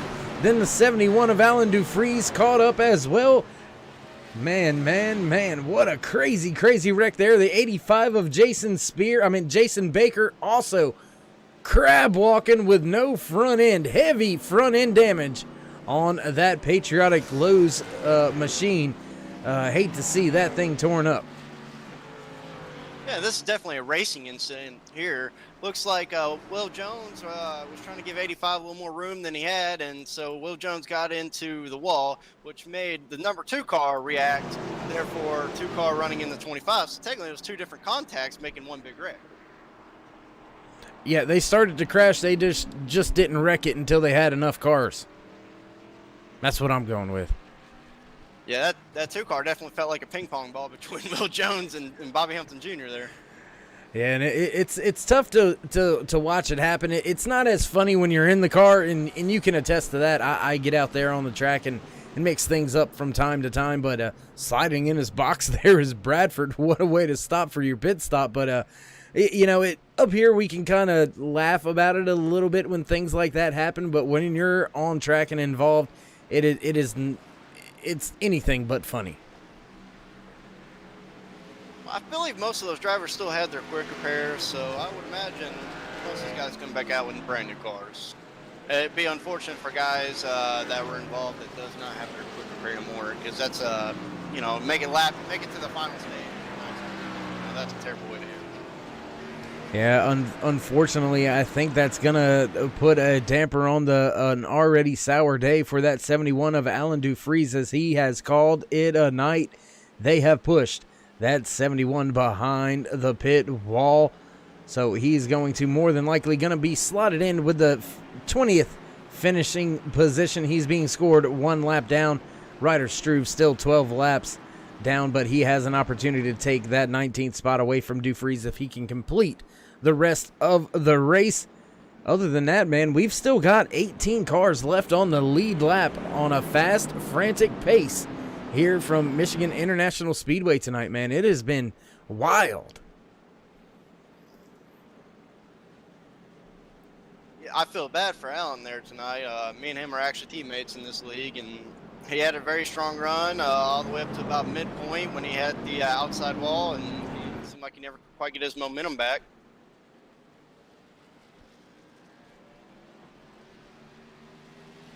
We got David Bradford leading the pack right now. Yeah, He's definitely going to take the outside line. Yeah, that 46, I mean, he found a way to get back up there, started the race up there, fell back through the field for a little bit, and when I say fell through the field, I think the furthest he fell was about 6th place. As a matter of fact, I'll tell you what, I won't guess. Let's take a look at it. Well, it's not going to give me his lowest place, but Colt Ansley, that's who we're looking at, so that's not going to work out for me. Here we go. We'll get it right eventually. Started first, currently first, and, well, look at that. Timing and scoring not wanting to help me out and keep me not being a liar, so we're just going to roll with, I think the furthest I've seen him is 6th. I'm not sure about you. He ain't falling much. I'd say 6 is probably a pretty good guess. But, I mean, we got big hitters tonight. I mean, Colt Ansley coming from 14th to 2nd place now, and he even took the lead at one point. Another big hitter we got is Mark Truxell, 15th. He's in 7th. Look at Jason Spear. Started 20th. He's in 9th right now. So he's made up tons of positions, and I think all these guys are going to get really hungry this stage. I mean, we're coming to the end. Yeah, and I mean, keep in mind, you mentioned that 83 of Jason Spear, a big hitter moving up through the field big time, starting back in 20th, sitting in 9th now, but keep in mind, a handful of laps ago, he was battling up there at the front for the race lead. He's got a few laps led. He's got 4 in the bag for him. So, I mean, it's imagine that. You pass 20 of some of the top-tier drivers here on iRacing.com, the world's #1 racing simulator. So, I mean, that's like a little pat on the back before you get to spray the champagne. You definitely can tell that Colt's probably sweating right now because, I mean, he's got some really, really fast guys. He's got David Bradford on his outside, Kason Pollard right there on his back, and then he's got Chris Mathis, Quinn Murdoch. It's just like you got to keep your cool at that point and be okay. Look, we got 25 to go. We got to win this. Well, I think at one point in time throughout my racing career, I've had a pretty darn good crew chief. I don't want to sound like I'm biased or anything, but he's out there on track right now. Roy Hyde in that 13 machine. He's one heck of a crew chief, and one thing that he always told me, Justin, was it doesn't matter where you're at in the race. You've done this before. Just get it going and do what you know how to do. Don't think about the situation, because that's what's going to cause you to maybe misjudge things just a little bit. So you got to treat it like it's the start of the race. Everything's cool, everything's calm, and just go at it. Pace car going to duck off. Ford Mustang out of the way. Your race leader, David Bradford, going to bring the field back to the green, this time by on the gas. Early is Bradford. Great jump on the field as we cross the line with just 24 laps remaining. Bradford gonna lead the field into turn 1 by 1 car length. Ansley and Mathis now fighting for second. Looks like possible 3 wide off of 2. Close as Ansley scoots up the track. Side-by-side battle for the race lead heading down the backstretch. Help on the outside for Bradford. All alone is Ansley on the bottom, digging, trying to make it happen. Not sure the slide job's going to be available for him this time. Chris Mathis looking like he wants to poke the nose 3 wide. Not going to do it just yet. First lap after the restart in the bags, and Bradford continues to lead the race. You can definitely tell this is the last stage. Oh, in trouble. Will Jones goes around. Caution comes out as Will Jones, an earlier race leader, has some trouble and goes for a little bit of a spin. We'll see if we can't cue that up with our turn 3 replay. As you watch the 56 of Will Jones right there on the inside, looks to be okay at this point in time. Heads off into the turn, and a little bit of a bump there by Channing Ballou, and that's all it took, and around that 56 went. We'll take another look at it from a different camera view here. And there you see it off the back bumper, a little tap and another tap. Mark Truxell sliding by on the outside. My goodness, I don't know how he made it through that small gap. We'll look at it one more time from the blimp here. There you see the stack up going into one. Contact again. Oh, and Truxell just a little scrape of the wall there, avoiding that incident. So, yeah, you can definitely tell it is time to go. Business has picked up. Cautions bring out cautions, and the more cautions, the crazier it's going to get, guys. Yeah, you know, that's the old saying, cautions breed cautions. And if you're Colt Ansley, that's a saying that you want to make a myth out of. You want to see this thing go green flag to the end from here on out, because it seems like the race leader, if he chooses the right time to use that Dale Jr. line, is what I like to call it here, where you run high for most of the track, you duck down into the middle, not quite to that low lane through the corners, and then bring the field all back up to that outside wall. You can control that inside move a little bit better running that line, and I think maybe Ansley may see if he can't pull that Dale Jr. line off.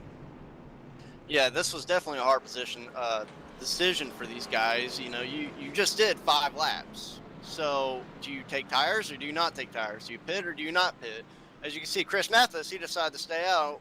It looks like select few definitely came in. Cole Ansley came in, took 4. Kason Plott, David Bradford. So I'm curious to see how Chris Mathis can do on old tires.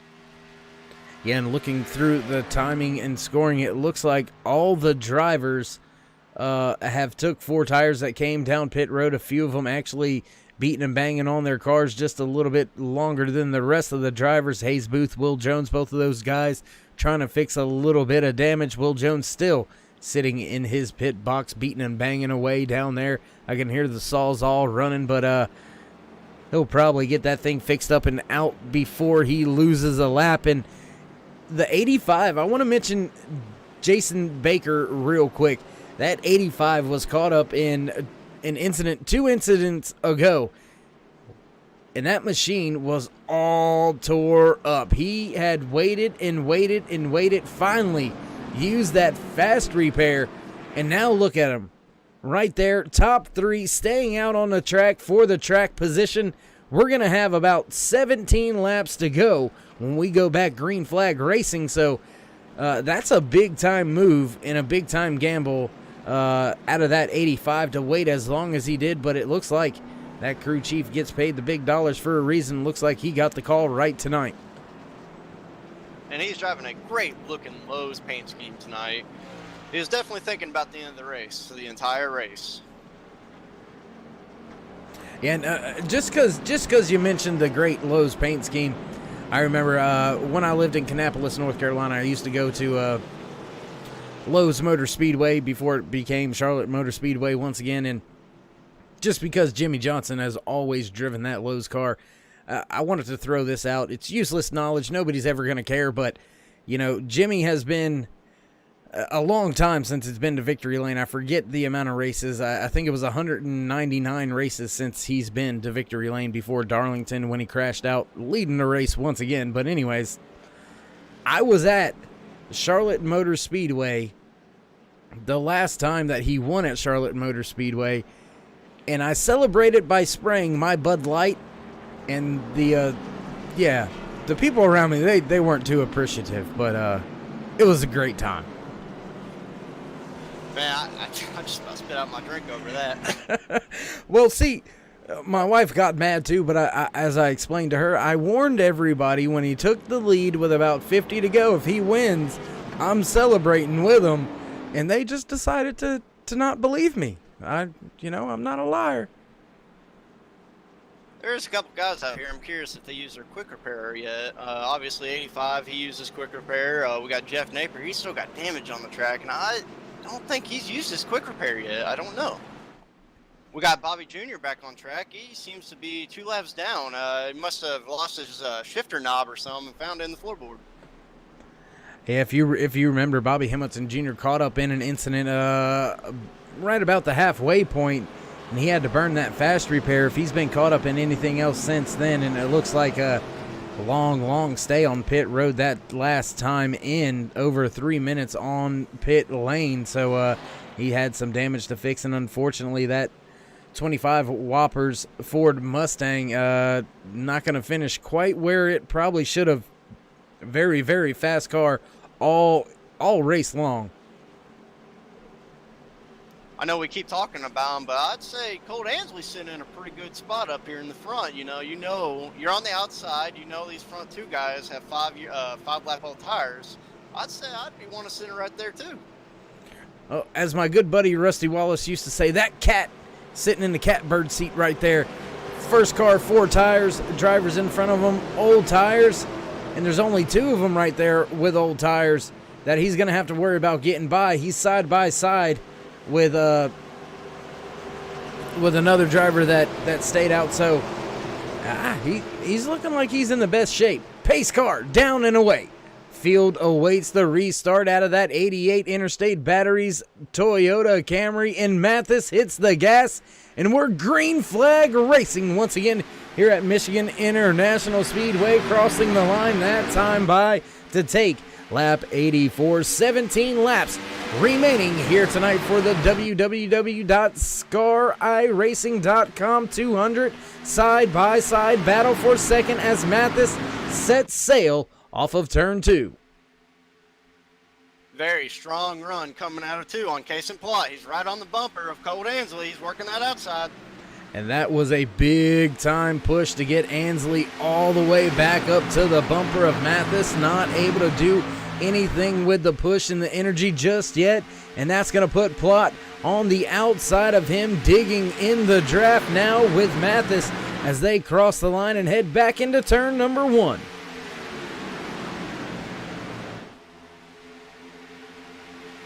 Got a nice little Powell driver. David Bradford. And they're all racing right here. They're all trying to get up to, looks like to be 5th place. Potentially 4th place if they pass 85. Yeah, 4th, 5th, 6th, 7th, 8th, all right there as Brian Littleton looking to the inside on Bradford. Oh, I'm sorry, that's not on Bradford. That's the 00 of Quentin Murdoch. David Bradford sitting right behind Littleton now as they try to make their way past Jason Baker. Those top 3 beginning to mix it up, and Ansley looking to the inside once again. Has the momentum, has the line. Can he do it down the backstretch? Drag race down the backstretch, but I believe the 18's going to prevail with help in a big-time push. Out of that 19 of Case and Plot, still digging on the inside is Ansley. Not going to have any help off the exit of 4.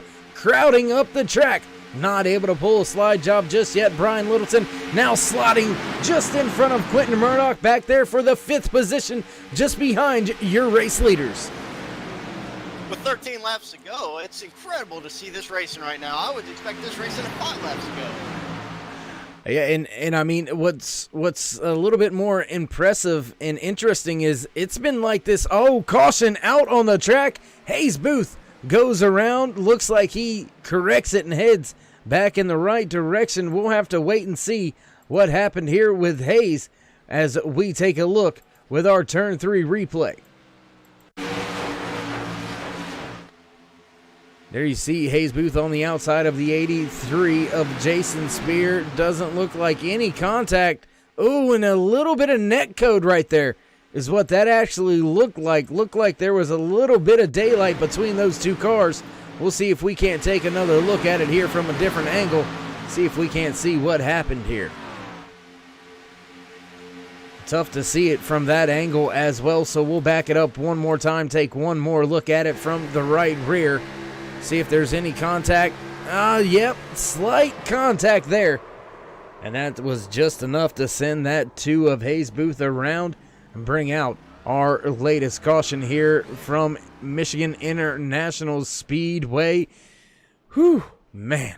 Just enough time for me to get a drink of this Mug Root beer before we kick things off for a very, very short run to the end. Gonna have only about 8 laps when we get the green flag this time, Justin. So, gonna be interesting to see if any of these drivers decide to hit pit road, or if some of the drivers that hit pit road last time stay out. And it looks like everybody coming in so far that I can see throughout the field. We'll back up the camera just a little bit. Looks like everybody except Channing Ballou gonna come down pit road. So Ballou, rolling the dice here a little bit. What do you think about this call here? Well, with the way they're racing, Channing might be looking at a situation of, safest place might be first. Yeah, and I mean, he can pick his lane. He can. I think it's a pretty smart move there. He didn't run too hard on that last one, so he's thinking, okay, this might put me in a good situation here. Yeah, and he's got help out there as well. Will Jones, we all have seen Jones lead a ton of laps out there tonight. Actually, the second most laps led here tonight with 23 in the book for him. Chris Mathis sitting with the most laps led as of right now at 29. So if Jones can get around this 88, he has a chance to walk away with the most laps led award. But you always feel a little bit better when you know at least 1 or 2 drivers stay out there on track with you. And fortunately for Channing, that's going to allow him to get a little bit more of a buffer zone to the cars that are going to have those fresh tires. This is definitely going to be exciting right here. Whatever happens.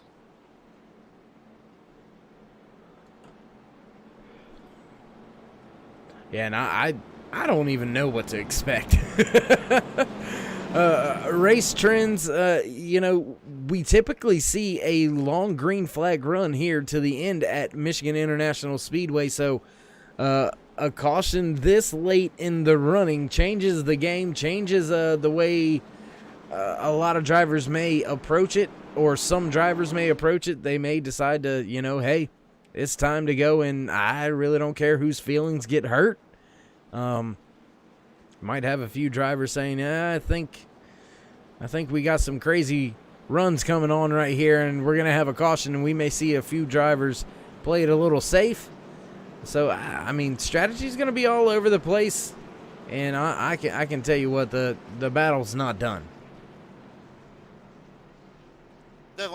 Definitely one thing I want to point out tonight is we do have some gorgeous paint schemes within the field tonight. We got Chris Mathis. He looks like he's run it could possibly be a throwback. It could be a Kyle Busch paint scheme. We got Channing Ballou. He's running a beautiful, looks like BRR, excuse me. And of course, we got to give a shout out to David. He's an admin. Bobby being an admin. Man, this is really making me wanting an ice cold Dr. Pepper, though. Man, you're doing it wrong if you're doing it with the pepper. You got to get yourself a Mug Root beer, my man. And I'm not making this up. A lot of people may think, man, he's cracking a different kind of can. Anybody that knows me and races with me or anything like that knows I do not drink beer whatsoever. That's not my deal. So when I tell you I'm cracking a cold Mug Root beer, I really am. And it's interesting that I kind of was brought in and linked up with you guys here in Superior Class Auto Racing, and one of your sponsors and is Mug Root beer. I just found that to be a kind of it tickled me. There you go. It's a little funny, you know what I mean? Like, what are the chances? I definitely got, like we said earlier, that 13 car has a great looking paint scheme. It's got a lot of detail and depth. It's got the chrome. What a great looking car out there tonight. Oh yeah, that World War II bomber scheme being ran by Roy Hyde, man, that thing is sweet for sure. He's got a couple of imitators out there on the trading paint side if you go and check them out, but none of them are quite what his does. None of them kind of, they're all missing something. I would love to hear I can't imagine what's going through some of these guys' minds right now. I mean, you got Will Jones on front. He's got a little bit of damage, but he's got fresh tires, right? And then you got Chan Ballou. He's the only car out there on old tires, but it might be the gamble that pays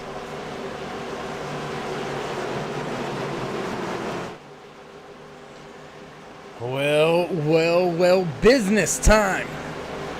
It's about to go down, my man. It's about to get big. The gaps are going to be tighter. The pushes are going to be bigger. The runs are going to be a little more unstoppable, unblockable. Your race leader, Channing Ballou, outside row, hits the gas and brings the field back to green flag racing here at Michigan International Speedway. 2, now 3-car length lead for Ballou as he heads off into turn number 1. Now 3 wide, battle for second. Squirting up through the middle was that 18 of Chris Mathis. Now Colt Ansley looking to repay the favor.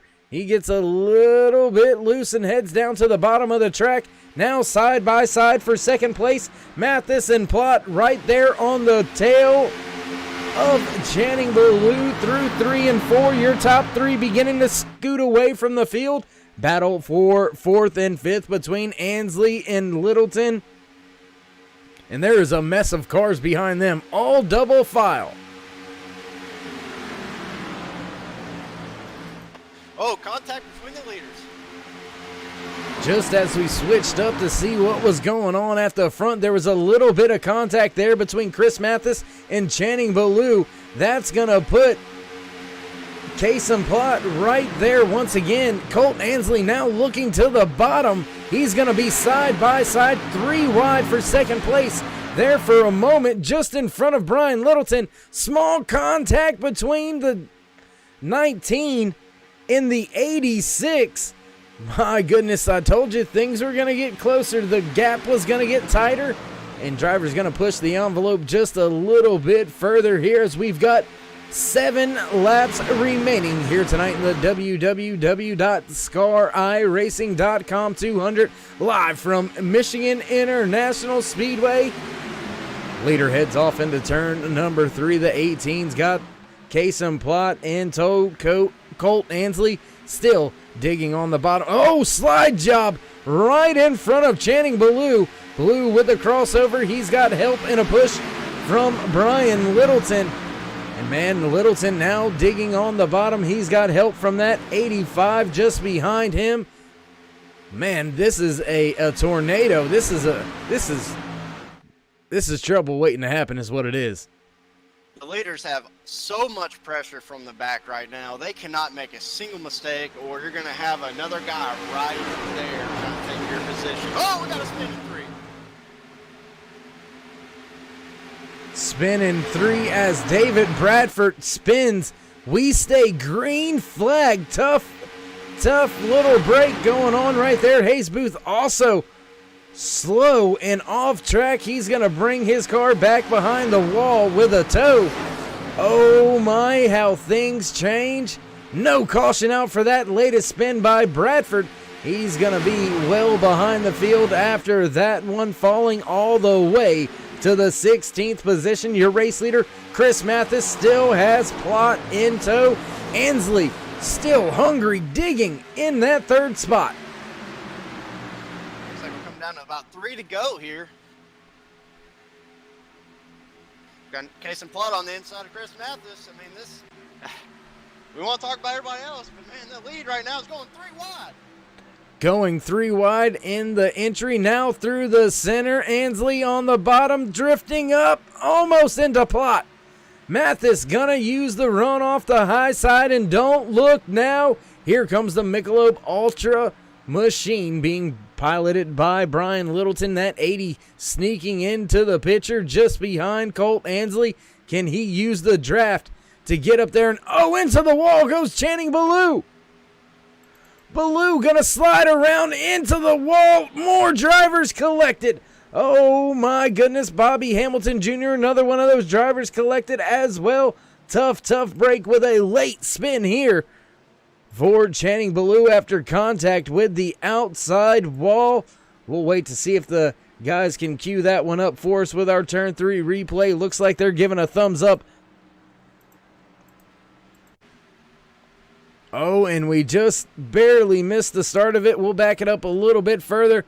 Oh, a little bit of a bump there by the 85, and that sent Channing up to the wall. Contact, couldn't save it, backed it into the wall. Oh, there goes Will Jones into Bobby Hamilton Jr., and that's going to spell disaster for Bobby Hamilton Jr.'s night now. Contact late in the race. Channing Ballou's car is a bit torn up as well. My goodness, will rejoin the field with your race leader, Kason Plott.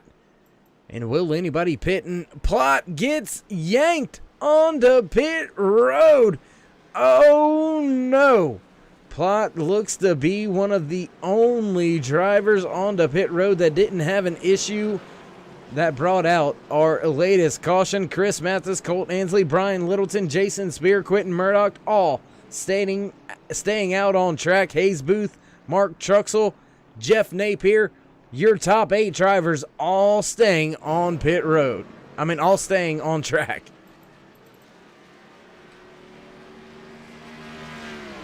Yeah, I definitely, that was probably a hard choice for Kason.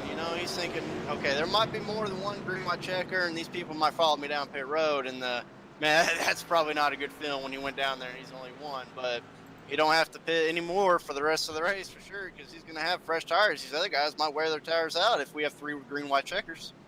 Formula style racing, when it gets this close to the end of a race and there's a caution, everybody does what the leader doesn't.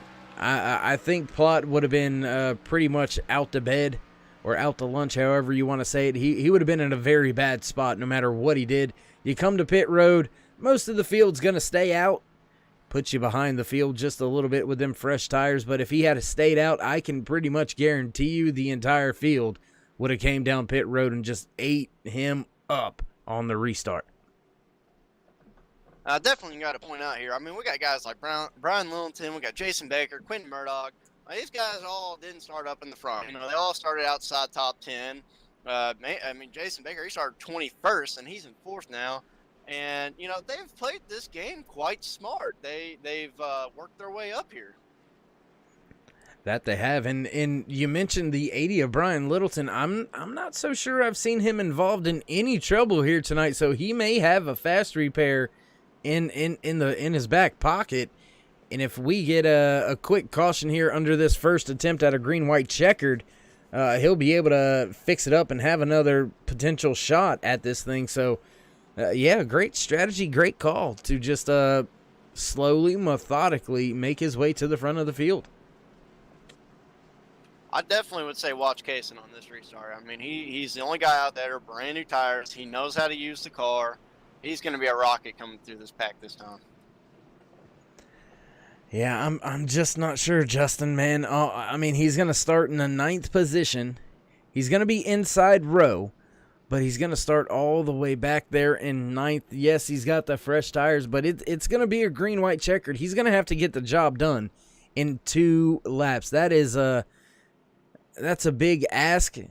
Yeah, not just because of the drivers, but who the drivers are and the position they find themselves in. You got to think, after all the hard work that Colt Ansley did, he is not going to give up his position very easy.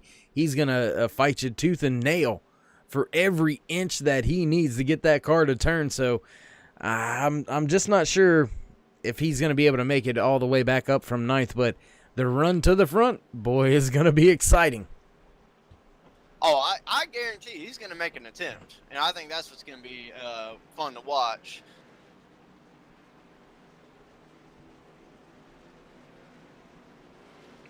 Pace car lights have went out. So that means one of two things. Either it broke again, or we're getting ready to go back green flag racing here in the first attempt at a green-white checker for Superior Class Auto Racing, presented by Mug Root Beer, live here on Turn 3 Racing Network from Michigan International Speedway for the www.scariracing.com 206 miles in tonight's scheduled race distance. We're going to hit 103 laps now as we have surpassed the 100-lap official race distance with this first attempt at a green-white checkered. A little bit of house cleaning as the field makes their way down the back stretch. We started with 23 cars hitting the starting grid. We've still got 14 cars on the lead lap. The 56 of Will Jones, after leading a ton of laps, actually gonna find himself behind the 8 ball and down 2 laps. We've got 4 drivers out of the race. The 71, the 77, the 54, and the 42 all behind the wall and out of tonight's race. And man, things fixing to fire off here. Your race leader, Mathis, on the inside. Pace car out of the way. On the gas, and away we go for our first attempt at a green-white checkered, and Mathis clears the field. Ansley gonna slot down into second. Littleton right there on his rear bumper. Don't look now, but Quentin Murdoch digging on the inside, just inside of that too of Hayes Booth. I definitely like what Chris did there. He opted out for the bottom line this time.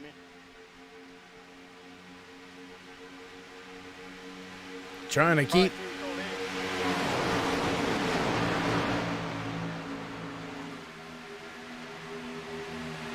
keep my eye on Case and Plot. I wanted to see how exciting this was going to be. 2 and 3 wide, back through the field, coming across the line, getting the white flag. Oh, big time wreck behind the race leaders. This is a white flag. They're going to race it out to the end here. That was a big time wreck. Not sure who was involved. Looks like, I don't know, 4 or 5 cars involved in that one. That was very tough. Channing Ballou caught up in that one. But meanwhile, through 3 and 4, Chris Mathis trying to hold Colt Ansley at bay. Brian Littleton digging for second off the corner. He's got the spot. Your race leader and winner here tonight, the 18 of Chris Mathis, holding off Brian Littleton in a hard-charging Colt Ansley. And my goodness, that was one crazy finish here tonight. Man, oh man, I don't even think we can go that far back to try to collect what happened there on that latest restart. And looks like some extracurricular activities finds that 18 without a front clip here, heading to victory lane. So my goodness, Justin, that was one heck of a finish, huh? I mean, that was incredible. That was incredible because I'm sitting watching a wreck. I go back to the leaders, and boom, the leaders are side by side. I'm like, oh my goodness, who is gonna win this? Yeah, absolutely crazy there, coming to the white flag and getting the white flag, and then a great run to the end. So, ladies and gentlemen, we're going to get things queued up and ready to go for our post-race interviews here tonight from Michigan International Speedway, being brought to you by First Horizon and Turn 3 Racing Network. So, don't go anywhere. We will be right back. We got big-time problems with that motor, buddy. Hey, just between you and me, the idea is to avoid the other cars. Congratulations! You just set the sport back 30 years with that move. That move will put you in the Hall of Shame. You keep doing stuff like that and we're going to lose our sponsor. Looks like that's it for us today. Now I know why you got canned by your old team. It's over. We can't fix that damage.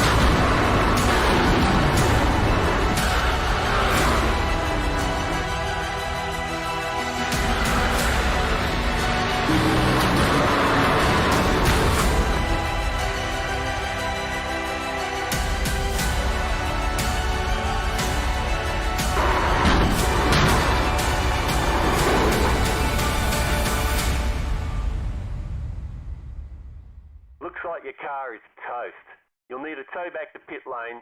Press and hold your reset button and we'll come and get you.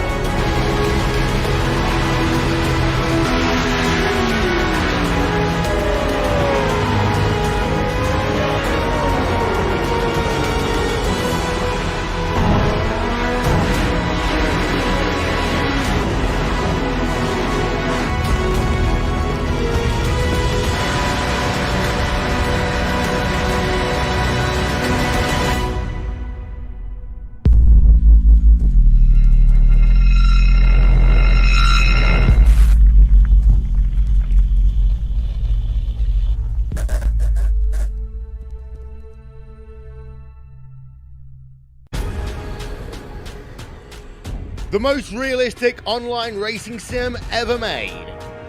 This is iRacing. Detailed laser scan tracks, fully dynamic real world cars, and over 50 series to choose from. 6 online world championships offering over $100,000 in annual prizes. This is the original esport racing game. This is iRacing.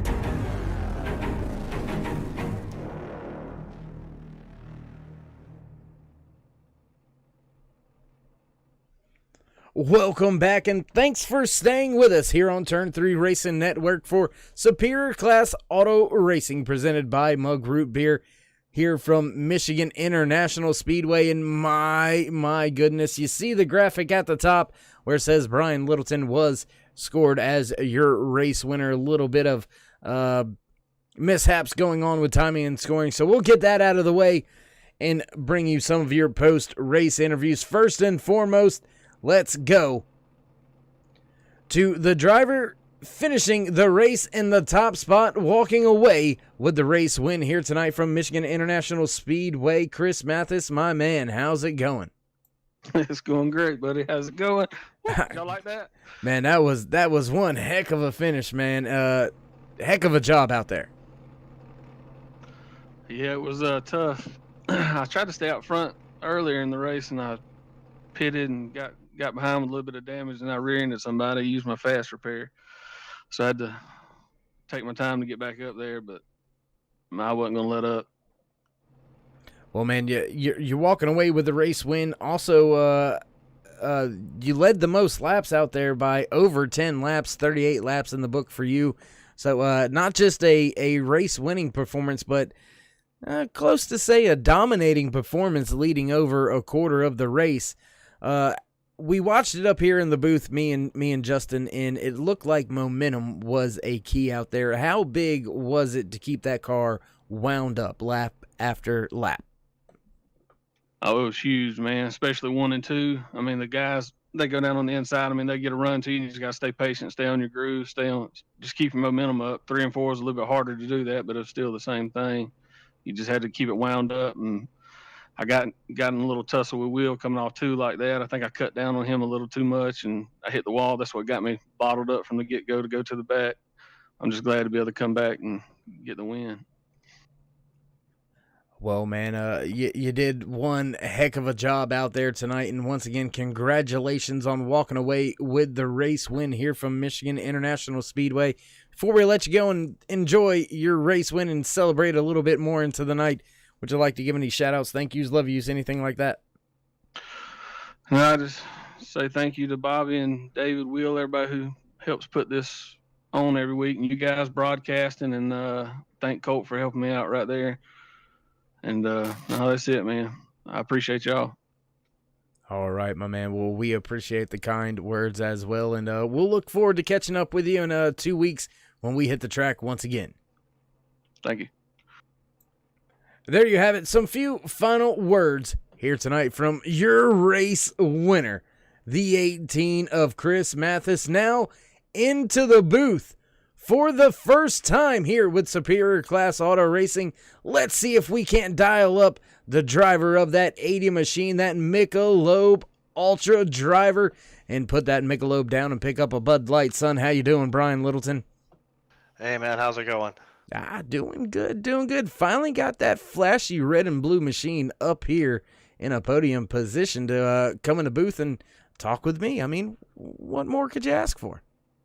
Well, I mean, one more spot would have been all right, but I mean, second place is good. I'd been all right with third where I was, but it worked out.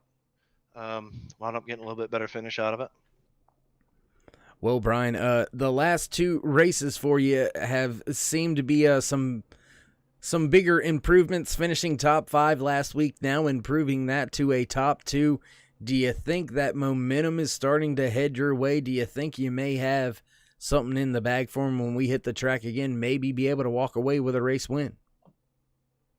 I don't know. I mean, I like to say so. I like to say there's a win in there somewhere. I mean, honestly, being new, just trying to learn how these guys are driving and how they run, and what you can do on track with them. Top 5 for me, I think, is a win. But definitely, if things keep going the way they're going, there might be a win in there somewhere. All right, my man. Where I asked the race winner this question, and I'm going to ask you the same one. Momentum looked to be a huge factor. It looked to be more of a factor than track position. Was the momentum that big out there that it was that important to stay full throttle and not and try to not lift at all? Yeah, if you're out of the throttle even a little bit, and anybody anywhere near you can hold it wide open, they're just going to drive right around you. So that's definitely key, being able to do that. Well, once again, my man, a heck of a job out there finishing in the second position here tonight for the www.scariracing.com 200 from Michigan International Speedway. And Brian, before we let you go celebrate a second place, I know you'd like to celebrate first, but second ain't nothing to hang your head about. So before we let you go, would you like to give any shout-outs, thank yous, love yous, anything like that? Yeah, thanks for what you're doing up there in the booth. It sounds great. Love listening to it, at work. Great group of guys we're racing with, so hats off to these guys and the admins for doing what they're doing. Obviously, without them, we wouldn't be here either. Shout out to my teammate Roy. Roy helps me out when he can. One of the best teammates you could ever ask for, so I appreciate him hanging with us. And I'd say lastly, the wife and the kid for putting up with me being on this thing for as much as I am.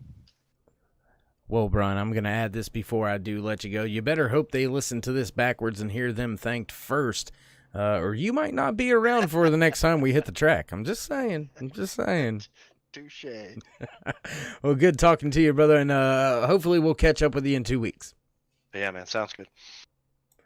There you have it, some final words from the driver finishing in the second position here today from Michigan International Speedway, and I believe that my cohort here tonight has been able to finally run down the Fast 86 of Colt Ansley. I believe, Justin Napier, you finally had a chance to catch up with Colt down on pit road. How are you doing, Colt? I am hyped, my man.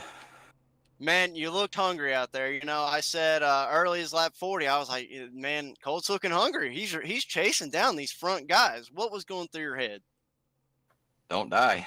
I mean, it was tonight was just a huge confidence boost going in. I'm so close to a win, but P3, that's a win for me. That's my best finish ever here in the SCAR. So yeah, it just it felt good to be fast. That's something I've struggled with over the past couple of weeks, couple of races, is staying up there with the leader, saving tires. And I'd like to formally apologize to Chris Mathis for wrecking him under caution, or wrecking him after the end of the race. I was trying to bump him, tell him congratulations, and hooked him. So formally apologize to the 18 guys. I'll head over to the shop and help them work on the bodywork.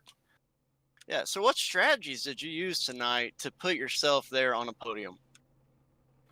It was a little bit of saving tires. You don't really think about that here at Michigan, and normally I'm awful at 2-mile ovals, and just staying close enough in the draft, lifting early, using the staying up high and getting the momentum off the corner to suck back up to him and not let him get away. Just enough to save the tires a little more than everybody else. What are a couple of things you learned at the end of the race that you wish you had known at the beginning of the race? I mean, just put myself down in position. I'm sure y'all saw it. I liked running that bottom line, and I knew every time I sent it in there, it wasn't going to stick, and I was going to slide back, and I lost a couple spots through that. Just running down on the yellow line, and it would slide back up in the corner, and I think I got into casing a few times just sliding out of the corner. So wish I'd have known that. Wish I'd have figured out something better for the high line to kind of shoot around the outside and avoid that altogether. Yeah, overall, man, you had an incredible night. You looked incredible tonight, Cole. I mean, third place is definitely not something you hang your hat on. You ran great. You really, really had a good shot there at the win at the end, and I wish it would have worked out for you, man. Is there anybody you want to thank? I'd like to thank my parents. They're sitting at home watching, and they've tuned in every single race. Don't miss one. Like to thank our league sponsors, Dr. Pepper, Whoppers, 7-Up, Mug Root Beer. We couldn't do this without them. Like to thank y'all for the broadcast. Y'all hang in there, even if we're just running around in the line for a little while. Y'all hang in there and make it entertaining for everybody at home. And hopefully we can get our Raising Cane's Toyota in victory lane next time. Are you feeling good about the next track? To be 100% honest, I don't know where we're going, but right now I feel like I'm on top of the world. That's great. Well, everybody, that's Colt Ansley, driver number 86. One heck of a race out there for us tonight, Justin, man. I appreciate you taking the time after not feeling so well in the car to come up and help me in the booth for the rest of the race. And, man, I really couldn't tell you how much I appreciated it tonight, because there was just crazy action all over the track, left and right. And, man, there's not very much for us to do except run through the racing order. So going to try to get this right with things getting a little hairy there with time and scoring. It looks like your finishing results going to be a little something like this. Finishing in the top spot, walking away with the race win, the 18 of Chris Mathis. Then a driver finishing in the second position, the 80 of Brian Littleton. Walking away in third will be the 86 of Colt Ansley. In fourth, the 19 of Kason Plott. Fifth, Jason Baker. Sixth will go to Mark Truxell. Seventh, Hayes Booth. Eighth will be the 46 of David Bradford. Ninth goes to the 00 of Quentin Murdoch. In 10th, Daryl Spear in his 32 machine. Walking away in 11th. Yeah, sorry, lost track there. Leaving Michigan International Speedway in 11th position will be the 23 of Mickey Spear. 12th is the 88 of Channing Blue. 13th, Jason Spear. 14th, Jeff Napier. 15th will be the 56 of Will Jones. 16th, Bobby Hamilton Jr. 17th, Roy Hyde.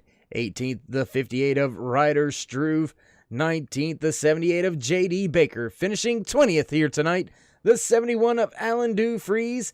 21st, the 77 of Joshua Baker.